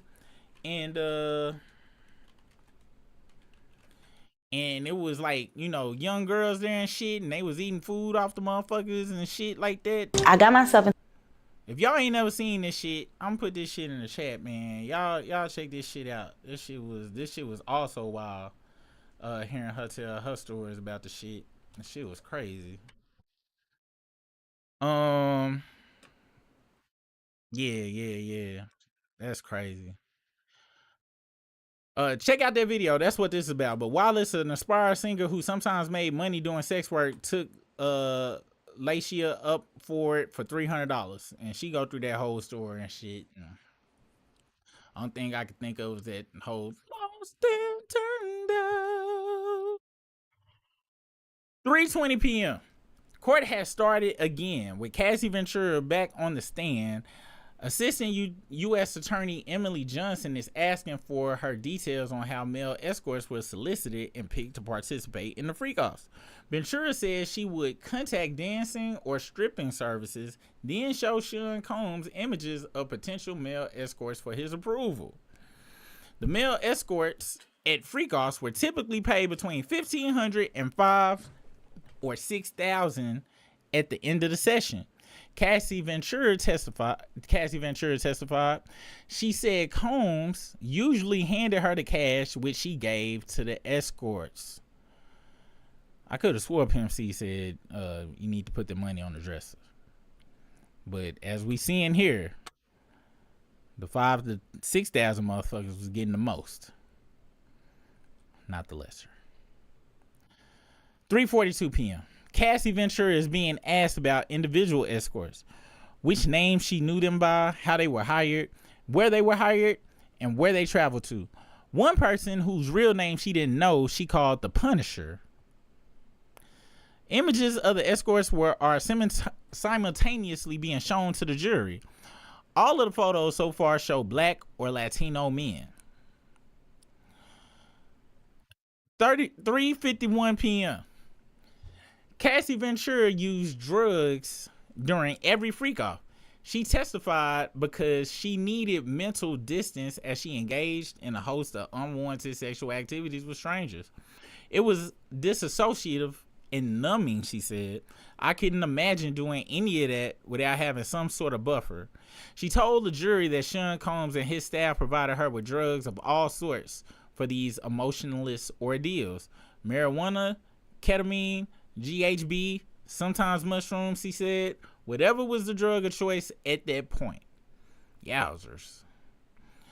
4:03 p.m. Cassie Ventura, who was visibly emotional on the stand earlier in the day, is now speaking in a flat, low voice with no real variance. She's not talking about how she felt or recalling specific events, and the government hasn't asked her to during this portion of the testimony. Ventura has mostly been asked logistical details about the freak-off, such as what services and people she reached out to, what drugs were used, and how these drugs were dispensed.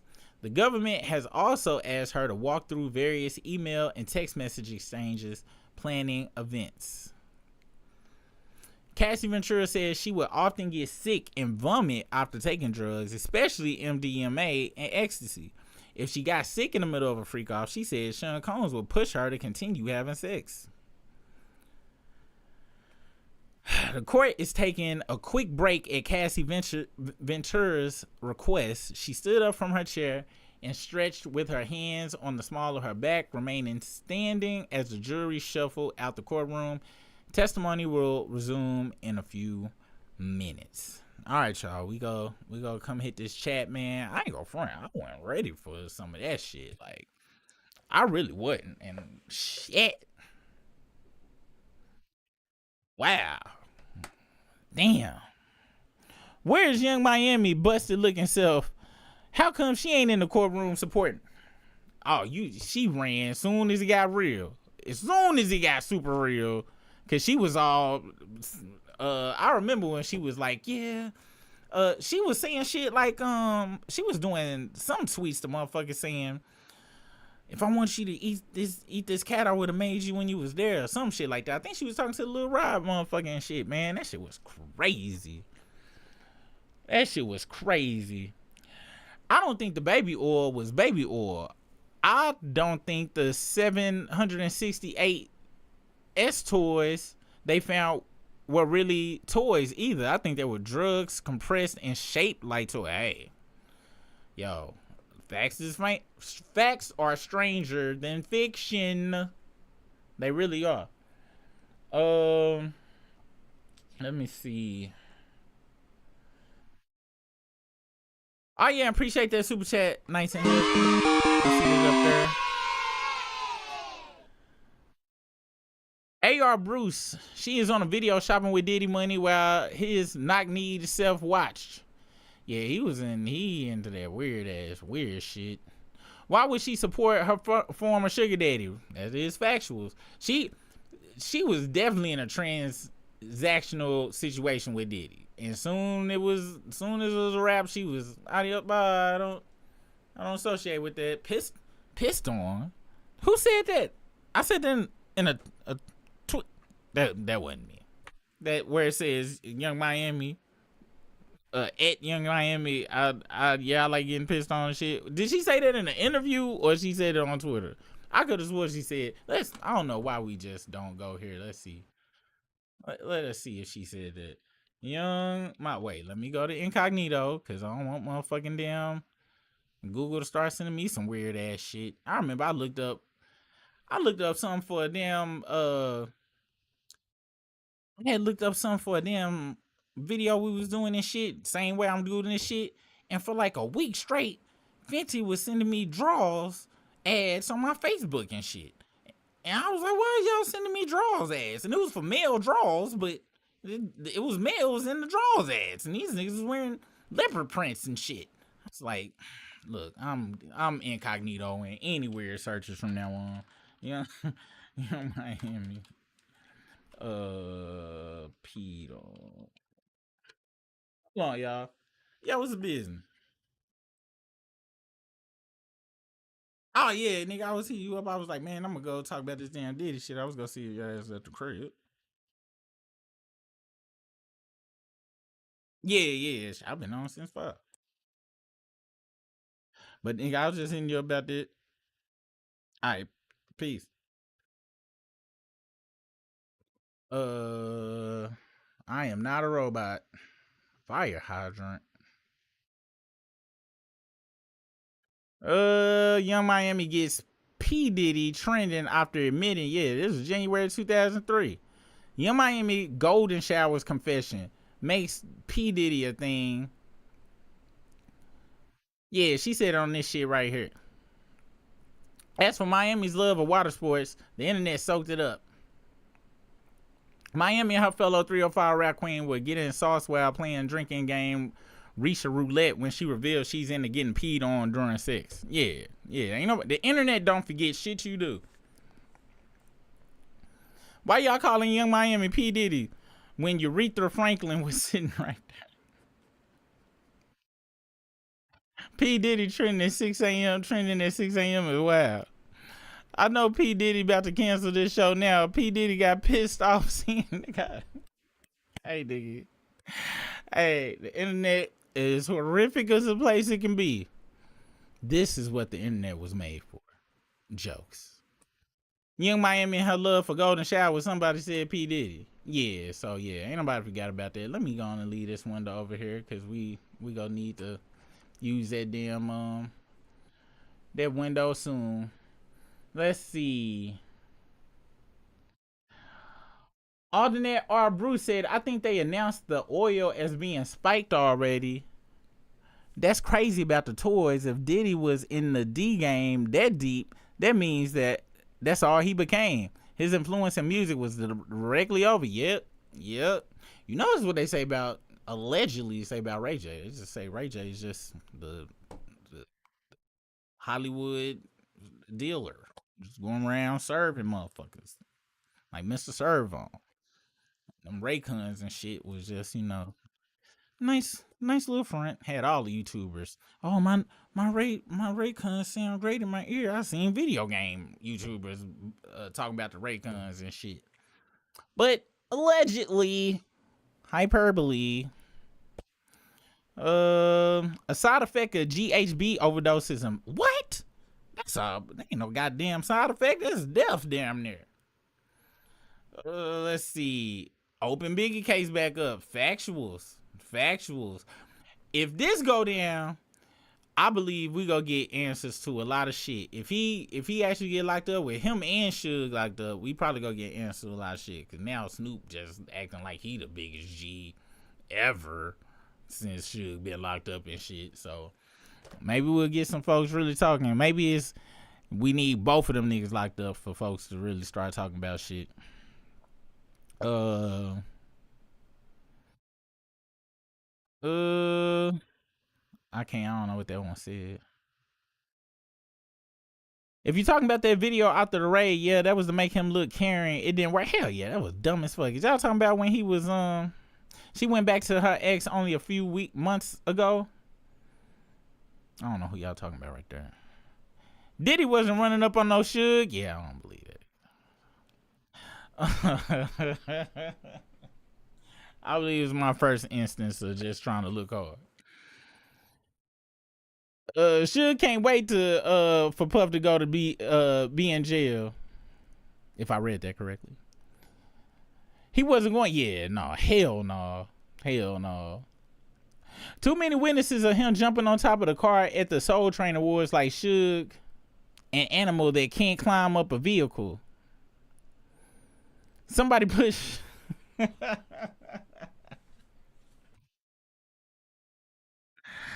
I'm scared to look up the stuff I heard from the testimony. This ish went, she went, yo, for real. Like on some real shit. Like serious talk. Like I really wasn't, and y'all know me. Usually I be having something smart to say shit. Nah, this shit serious, man. This shit fucking, this some real life serious shit. Her husband must be a good man to endure all of this. Facts. I said that earlier. He have to know everything. She had to tell him everything for him to be able to sit and listen to this shit. But I know this is probably his kid's first time hearing that shit. I know his mama was like, I got this shit on tape. I've been watching that shit. Gene SDD's women were addicted to the abuse because of the gifts and the lifestyles and the received rewards they see, like the trips around the world with your friends out there freak off. And on some real shit, Shade Scal, this what Cassie said early and shit, yeah, motherfuckers like Young Miami and shit, yeah, they was there for the money. But this Cassie motherfucker was really, he had got her in the head, like for real and shit. Like Young Miami and Diddy was just pimping each other and shit. He got her like early, like he was already in her head. That's why she went to the, and Young Miami she just down for that shit. Me personally, I just feel like she whatever for the money. She saying all her songs. She said she don't give a fuck, goddamn it. Cassie, I think she was, because a lot of people like, oh, why she agree with it. Once you get a motherfucker in their head for real, they don't even give a fuck about all the money and shit. Like Puff could have went dead broke a year after all of that shit, and Cassie would have stayed with. I'm tell a lot of people like, oh, she was money. Nah, he, from reading this shit, he had her all up, calling this nigga pop. It was a lot of game playing, psychology. He was in. Y'all seen the damn the fucking Wolverine versus Deadpool when fucking Xavier's little sister, whatever the fuck she put, twin and shit, was putting her hand all in people's heads and shit. He had her like that. And if you ain't never seen nobody or had nobody that fuck with you like that, and I'm talking they could have met you up here, and you know they got you, they fuck with you when you fall off down here, and you can tell them do well. The fuck, if you ain't never experienced it or did the shit or had somebody had you like that, or you might not understand it, but you can have somebody like that even if you got all the money in the world, and they'll fuck with you no matter what. Like T.I. and Tiny, T.I. could fall off tomorrow. And T.I. Tiny was cute back in the goddamn Escape Day in the early 90s and shit, for y'all come in here calling that one Miss Piggy. No tiny disrespect will be done in this motherfucker, god damn it. Or you will be kicked out expeditiously. Let's get back to this damn courtroom. Several civil sexual assault lawsuits against Sean Combs mention the same drugs Cassie Ventura has testified about during the freak-off parties. Some plaintiffs allege that they attended industry parties where the guests were using or offered marijuana. And one complaint form, I know they didn't stop at marijuana. Get the fuck, they be passing plates in the motherfuckers. I'm talking about plates with whatever the fuck, like hors d'oeuvre plates and shit, with whatever the fuck you. Yes, I was. Oh, that's 97 aged crack. Yes, I'll take that. Some plaintiffs allege they attended industry parties where guests were using or offering marijuana. In one complaint, former model Crystal McKinney alleged Combs had laced a marijuana joint he gave her with an intoxicating substance. Complaint, I ain't never heard of this person. Who is this? Let me see.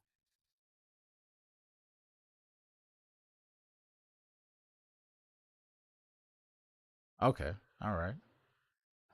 Wait, she sued him too?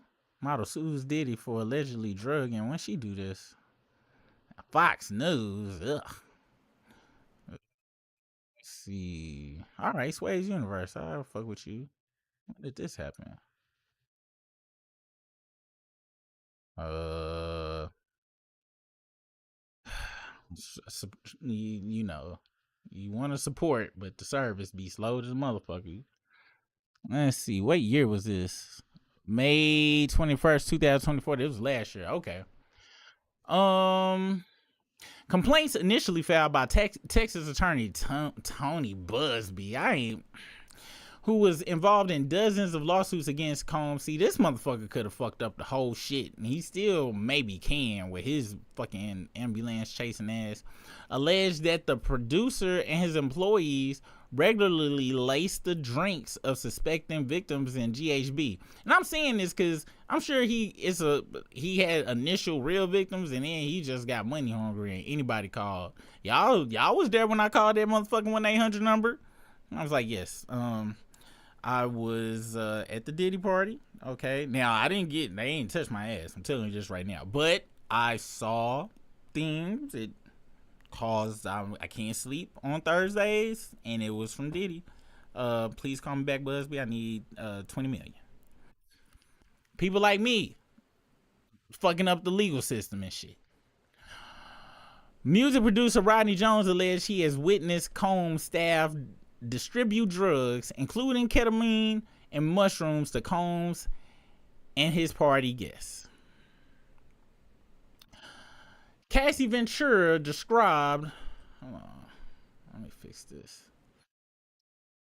Cassie Ventura described, where the fuck I'm at? I was looking at something. Okay. Cassie Ventura described for the jury the order in which Sean Combs expected things to happen during the freak-off. The parties kicked off with a mandatory discussion of each other's nude bodies, she testified. A mandatory discussion. This led to oral sex, the use of baby oil. I ain't gonna lie, it's so much baby oil, I'm riding with y'all. This gotta be some lace shit. Come on now. And more explicit events. Ventura said it was awkward and pretty humiliating to talk to Combs about an escort's penis, but he expected it. You know who they say is like this shit too? That motherfucker Kanye. That's what what's her name? Amber Rose said some shit like this a long time ago. He like to do shit like this, but somebody recently said that shit, that he like to do this type of shit too. And Kanye can say that shit. 4:45. And I ain't go front, man. If being rich off of making music turn you into one of these motherfuckers, you know what? I'm taking the struggle stream off the struggle stream remix off, because if it blow up or some shit and it's just automatically happen like magic dust and shit, like I think I want to watch people fucking jack off in the corner. I don't want it. Don't want it.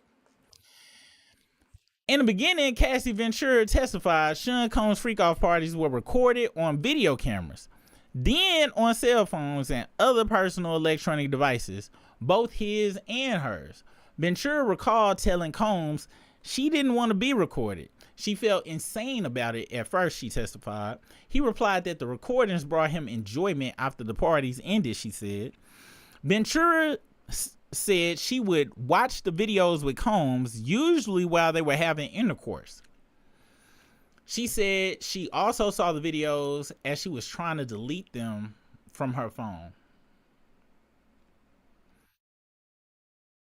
At 4:53 p.m., we've circled back to the security footage, famously aired on CNN last year, of Combs beating and dragging Cassie Ventura in the halls of a Los Angeles hotel in 2016. Ventura testified the beating took place the only time she tried to leave a freak off before it was over. Yo, y'all, we saw a fucking freak off escape. Wow. And that now it makes sense why he was in the towel. Cause I could have swore one of his lawyers or somebody had tried to put out a defense or some shit where he was in the shower and she tried to do something to him and he was trying to catch her for some other shit, some dumbass story.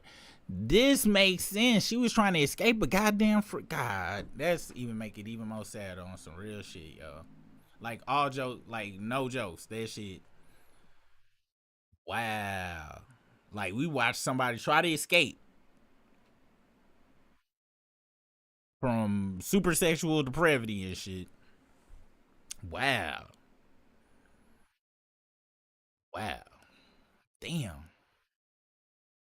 5:01 p.m. Cassie Ventura said the 2016 hotel beating took place a couple of days before she was supposed to attend a premiere for the film A Perfect Match, which she starred in. Prosecutors presented a text exchange between Ventura and Sean Combs in which she expressed a fear that the freak-off would mess her up before the event. She testified she worried that Combs would just make it miserable for me if she didn't comply, so she went to the freak-off and still made the premiere. She said she wanted to enjoy something she had really worked really hard on. Damn. 5:08 p.m. Cassie Ventura was asked why she stayed on the floor when Sean Combs kicked her at the elevator bank during the 2016 hotel incident. She stayed on the ground, she said, because it felt like the safest place to be. Cassie Ventura was barefoot when she fled Sean Combs' 2016 freak-off. Just read that sentence is crazy. Y'all know I'm goofy. It's just crazy that this is real. Cassie Ventura was barefoot when she fled Sean Combs' 2016 freak-off at the Los Angeles hotel room, she testified.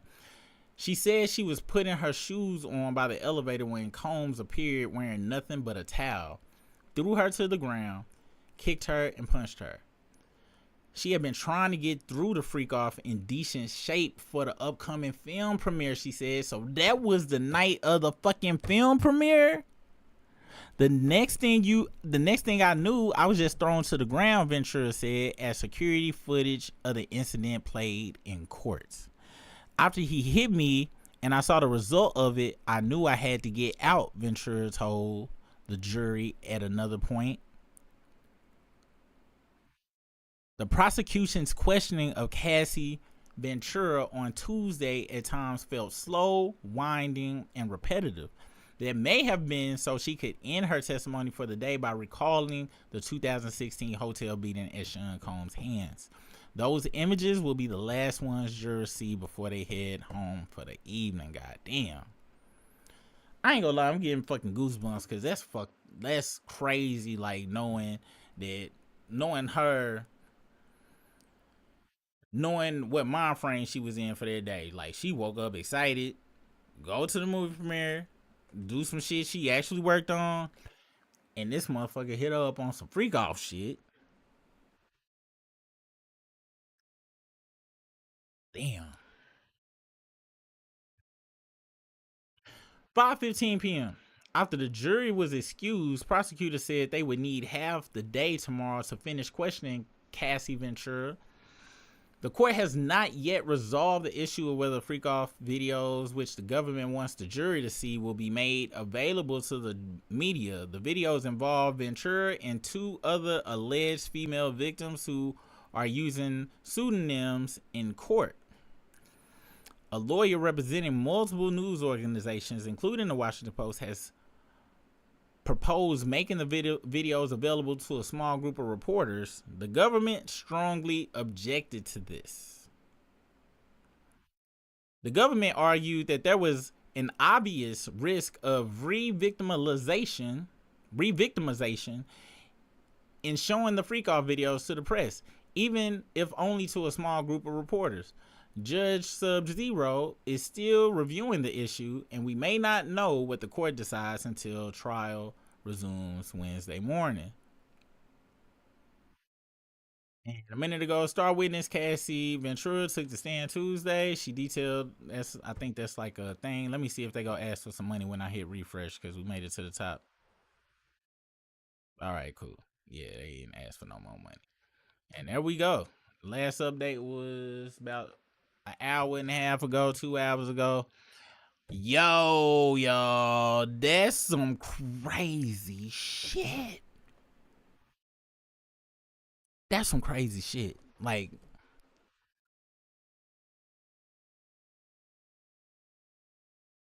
yo, I was not expecting to read that shit. And when you get her thought process and shit, and hopefully you haven't known somebody that's been in an abusive relationship and shit. But I've known women in abusive relationships and shit, and they just come and tell you about the shit. They thought processes, mind processes and shit, and of course you be like, yo, well, let's do XYZ or this or no, that's in the third. And because people try to make shit cut and dry, but it don't never be cut and dry when somebody got somebody mind like that and then they heart up in it, and they'll go through all sorts of shit for whether it don't even matter what it could be. It could be from childhood trauma, it could just be from low self-esteem, it could be from any sorts of, it don't matter. When you meet somebody that has went through some shit like that, and then you read and hear this shit, it's like, yo, and you don't think it's, that deep, but that story about her, that hotel video hit way different, knowing like her thought process for that day and shit. Then forcing her to do all that other extra shit, man. This nigga Diddy, man. I watched the fucking documentary on Netflix, and his childhood friend was talking about how he used to get, Puff would get bullied and shit when he was little, and blah blah, and that's where Puff came from, because he was Huff Puff, get angry, whatever, get mad and shit. And when it comes to certain type of narcissisms and shit, some of it can come from very insecure people, like you grow up and you didn't have certain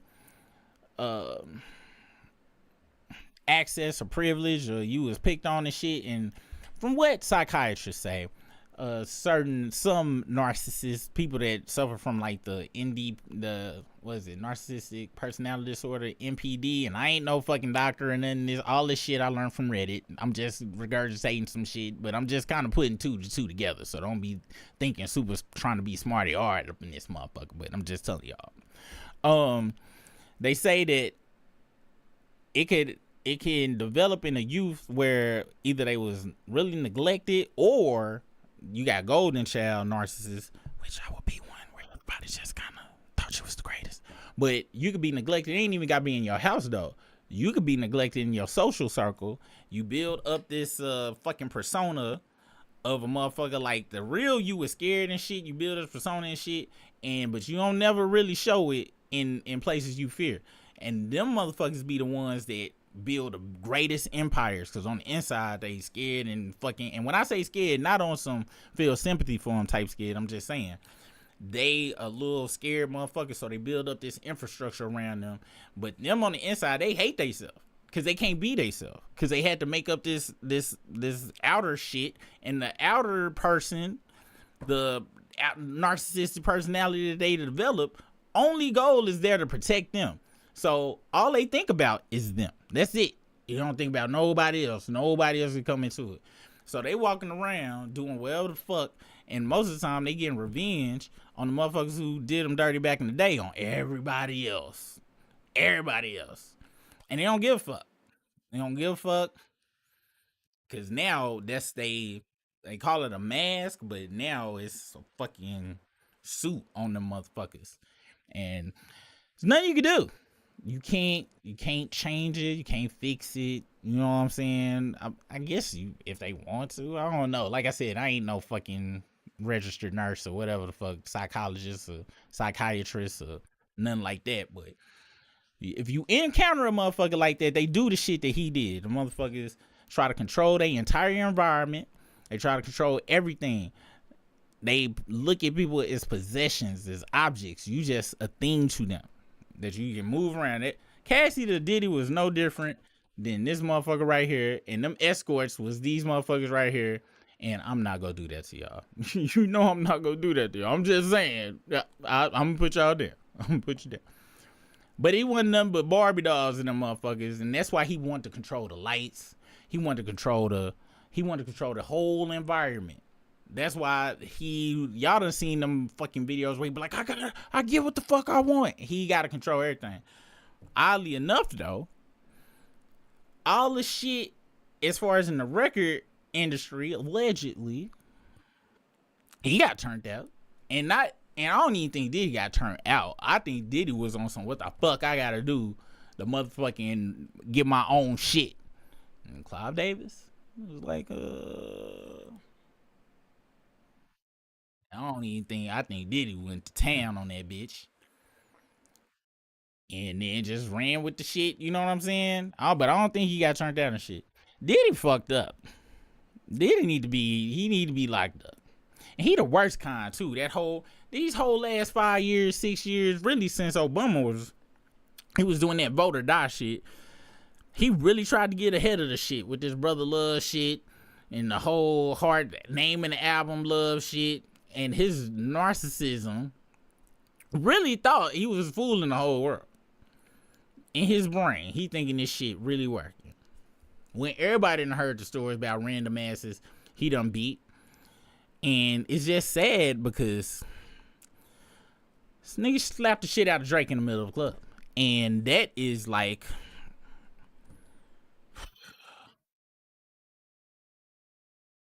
that's got to get overshadowed by all this other shit.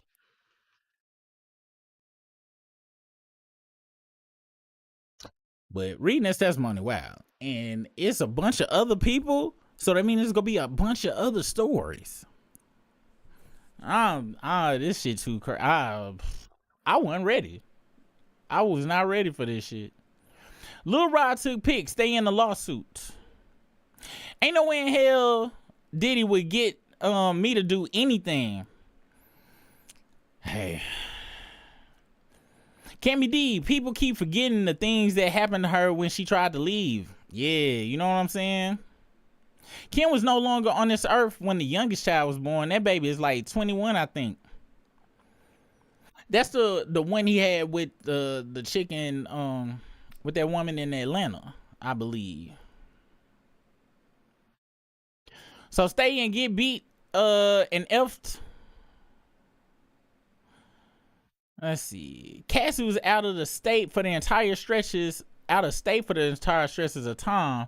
That's how they were able to make it trafficking during the civil case. She was probably trapped by addiction, money and promises. And then you gotta also understand when people do certain shit, and she said she was humiliated and felt, you know what I'm saying, that people be ashamed. And once somebody done had you do some shit that only you and them know about, and you know you can't tell your mom about it, or you know you can't tell your friend about it, or you think they go judge you in a certain kind of way and shit, now it basically has built this Stockholm syndrome type shit. That motherfucker who made you do that shit, the only person to understand you. You can't just tell everybody this shit and like they go in and everybody gonna tell you to leave, but you can't leave a motherfucker like Puffy. You can't. He got too many resources to stop you. It's hard enough for a motherfucker to leave a broke motherfucker. Much less a motherfucker like Puffy that had eyes and hands and bodies. Puff was like Agent Smith. Anywhere she went, he motherfucking P. Diddy. Anywhere she went, she would go to McDonald's. This motherfucker called, yo, it's Puff Daddy. Oh, you full of shit, blah, blah, blah. Turn on your TV right now. I just went on MTV. Hey, this is me, it's Puff Daddy. Oh my gosh, it's Puff Daddy. Hey, you see that girl that's looking too Mexican over there? Could you tap her on the shoulder, show her TV and shit? Tell her she need to bring her ass home or it's gonna be a wrap. He got power. He had power like that. And like I said, she was probably full of shame, guilt, all sorts of shit. And also drugs will just drag you through there. Have you on some whole other shit. And once you use substances and shit like that to try to escape reality. That escaped reality become your new reality, and real reality ain't even. It's off limits and shit. You can't even associate the motherfuckers in real reality and shit. Like, it be way deeper than people give shit for. People think it's just, oh, you just need to quit. Oh, you just need to do this. Oh, you just need to. Life didn't work like that. Some people can, but there's a lot of people that can't. And it is what it is, man. It is what it is. Then we forgetting something else. This something they ain't brought up, which I'm pretty sure Puffy was supporting them checks she was giving him. I mean, he was giving her, was also making sure her parents and shit was straight. You know what I'm saying? It be so, he had her, for lack of a better term, he had a hog tied on some real shit. Like, every avenue. Like, oh, bitch, you leave your mama that damn nice ass apartment your mama is, she moving back to damn Spanish Harlem, motherfucker. But this nigga so fucking deranged, demonic, whatever you want to call it. He had to put hands on her, but he had enough just talk shit to keep her in check. But even then, in that Netflix documentary, this girl told a story about when that nigga was in Hampton or whatever the college he went to, Howard. He went to Howard, and fucking he was dating one of her homegirls, and or not dating one of her homegirls, but he was out with a girl, and she looked out the window. This motherfucker smacked the shit out of her, or some shit like that, and she was, you 18, you just, you in the dorm, you just left the house. She was just really kind of like, God damn, like, you know what I'm saying? So that's just how he do shit, man. That shit, wow. Cassie was living wherever Diddy wanted her to live. Even when she was able to get away, yeah, people don't be understanding. I'm telling y'all, don't be understanding. Like, I done been in situations where my phone rung. Now, I don't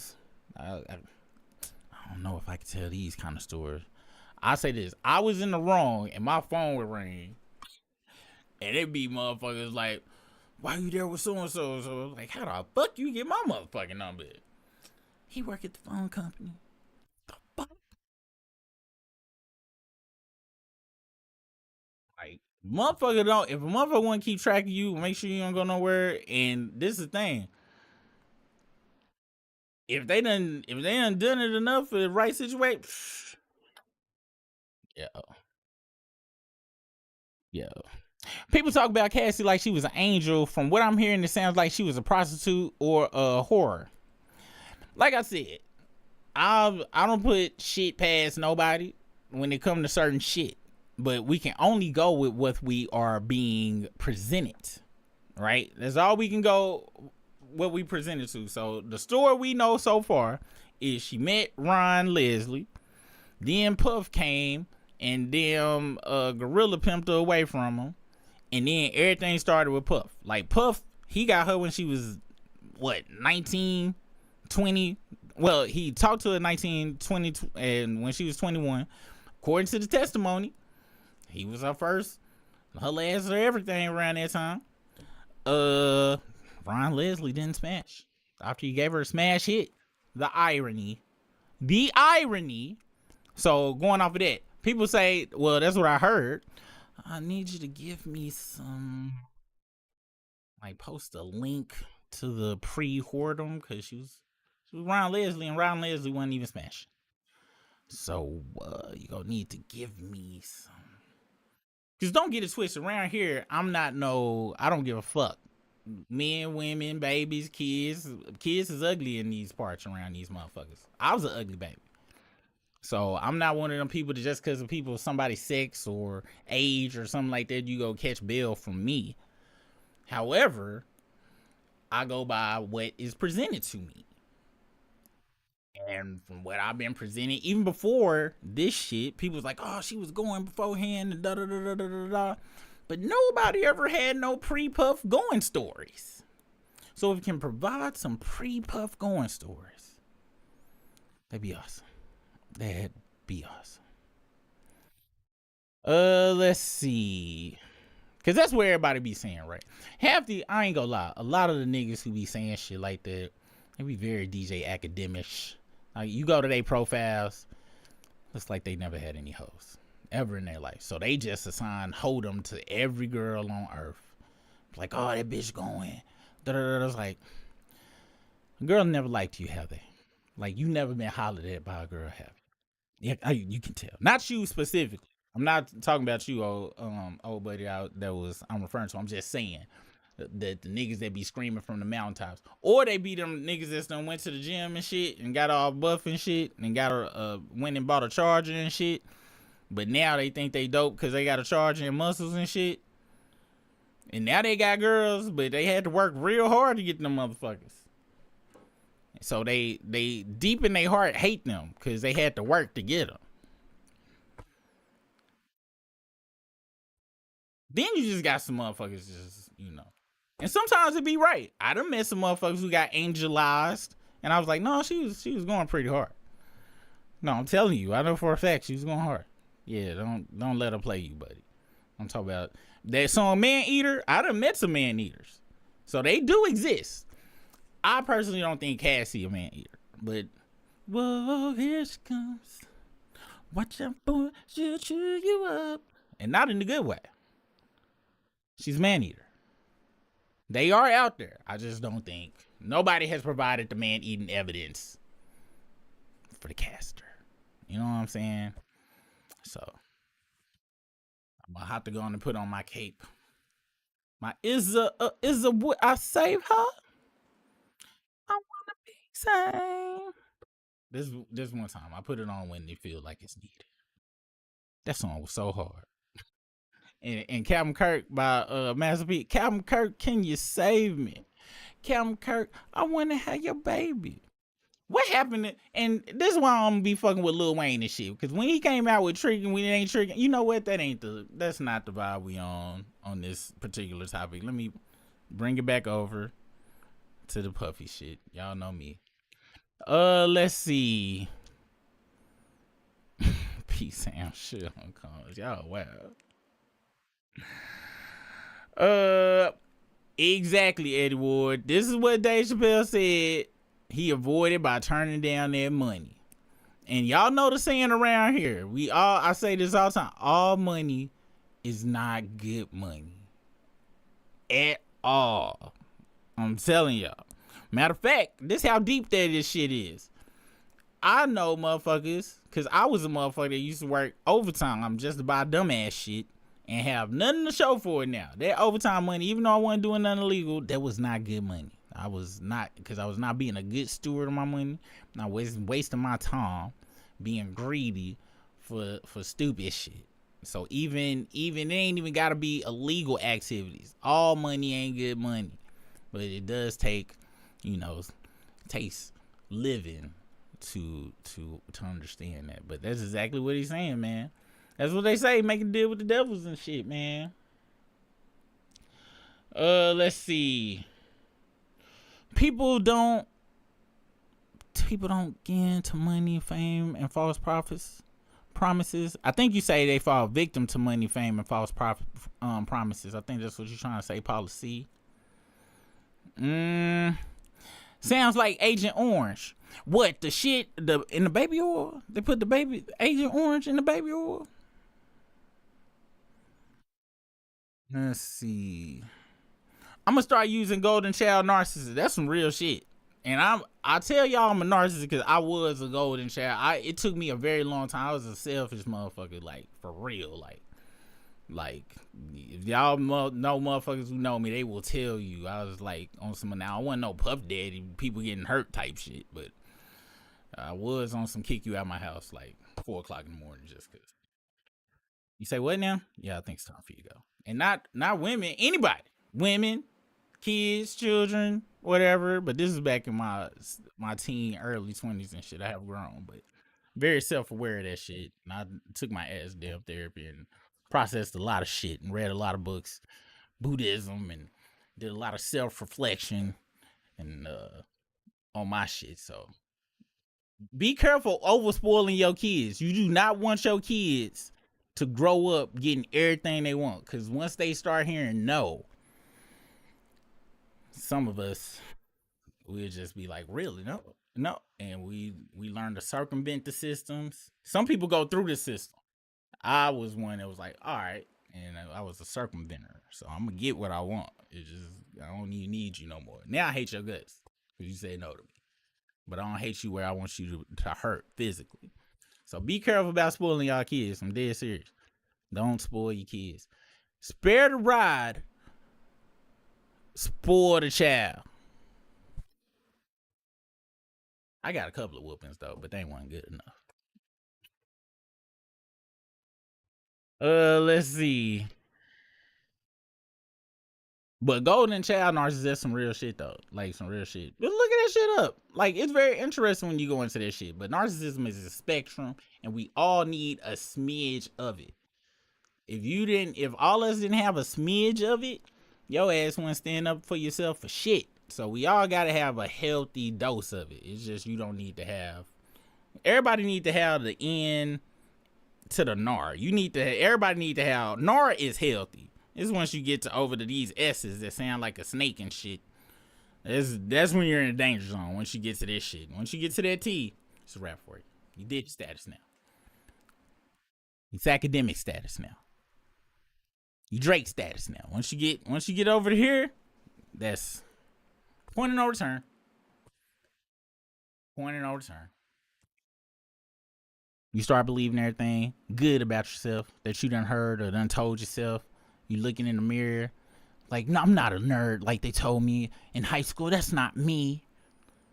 Cause them the worst narcissists though is the ones that like got ostracized in their youth and then they work real hard. So nobody can ever make fun of me again. I'm too rich for you to make fun of me. I got too many muscles to make fun of me. I got too many cars to make fun of me now. I got too many nice watches to make fun of me. I went to Turkey. I got too many hair plugs. You can't make fun of me no more. But that's their whole personality. The golden child, it's golden child people. Like we make shit pimping and shit. We just some brats. We just spoil brats and shit. People try to hurt our feelings, but like something wrong with you. My mama told me I was the greatest motherfucker on earth. Where are you coming from?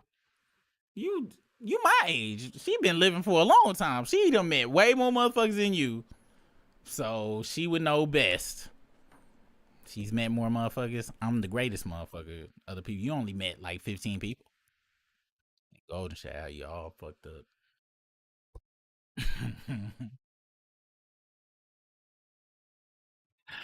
That's why I don't know if y'all know this. On Seinfeld, they did an interview with Larry David and Seinfeld one time, and they was shocked that people related to the characters on the show, because it was like this show is full of horrible narcissists. Like that's what America is. We kind of like that.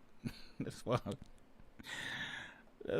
because I would watch Seinfeld. I'm like, everything they did, I was like, why everybody treating them so fucked up? Then that last episode when they went to jail, I was like, oh, they is some assholes. Rita Vega. What's the business? He didn't want her to go and shine it in. Exactly. He literally tried to C-block her. He literally looked at her as one of these, just to move anything. But the thing was, he was intensely scared. So look at how he treated all the dudes that tried to holler at Kim K. Whether it was that dude, that actor from ATL, who he fucking called and threatened. Everybody know how he was with niggas that tried to holler at fucking Kim Porter. He would try to motherfucking do whatever threats he could. Same thing with Cassie. And it was probably like that with any motherfucker that was around him or whatever that he wanted to possess and shit. And when you got somebody possessive and shit, that's when shit crazy.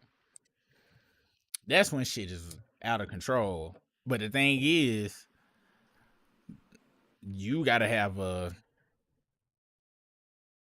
shit, I don't even know the key. I would say a strong support system, but to be honest, you got somebody you're gonna have to pew.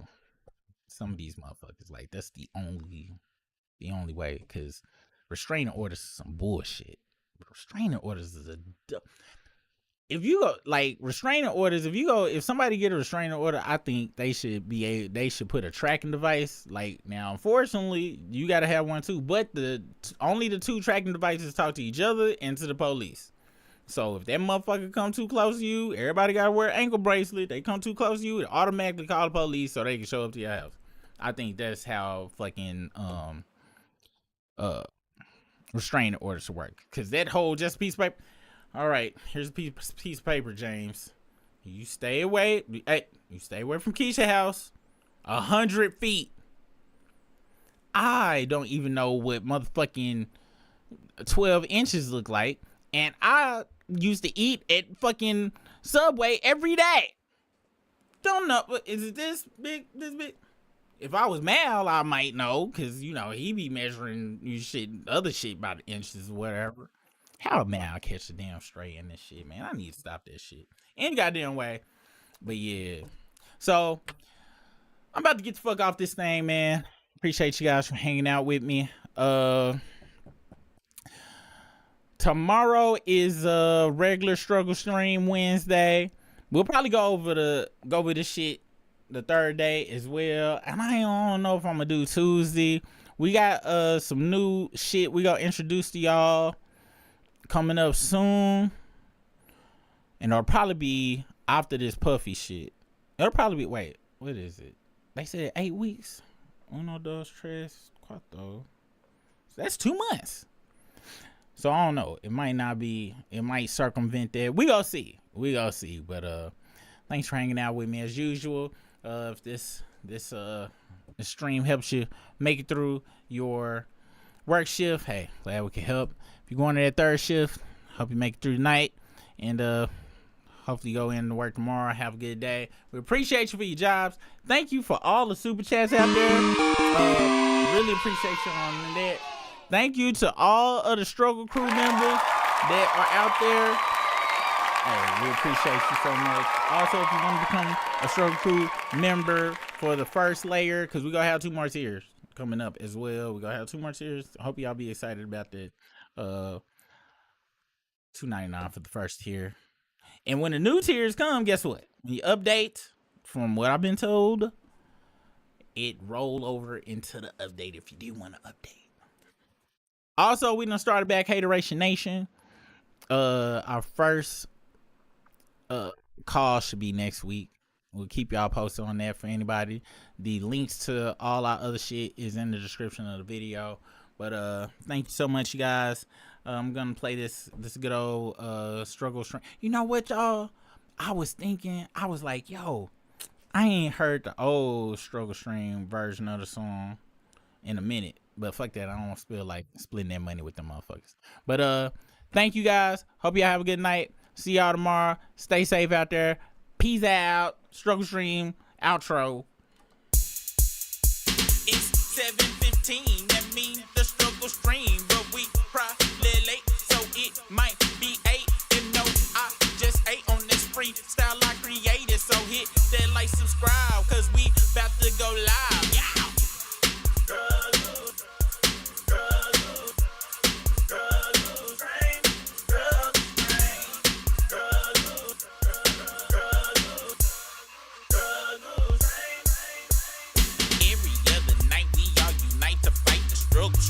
Risking super rig, we try our best, but we still. 1 week is the video, 1 week is the audio. One time YouTube kicked us off the super internet was slow. Sometimes super disappear because this camera battery low, and sometimes Briska disappear. He got a date, he gotta go. You appreciate the game, cause y'all never ever complain. Always coming back every night for that.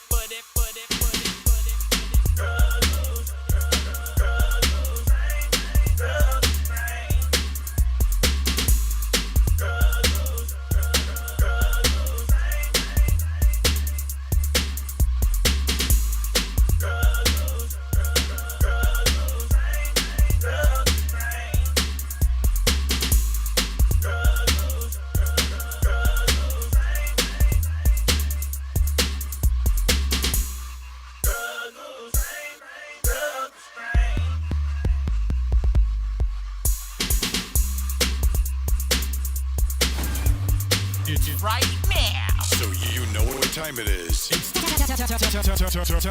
for the dopest show in the universe. The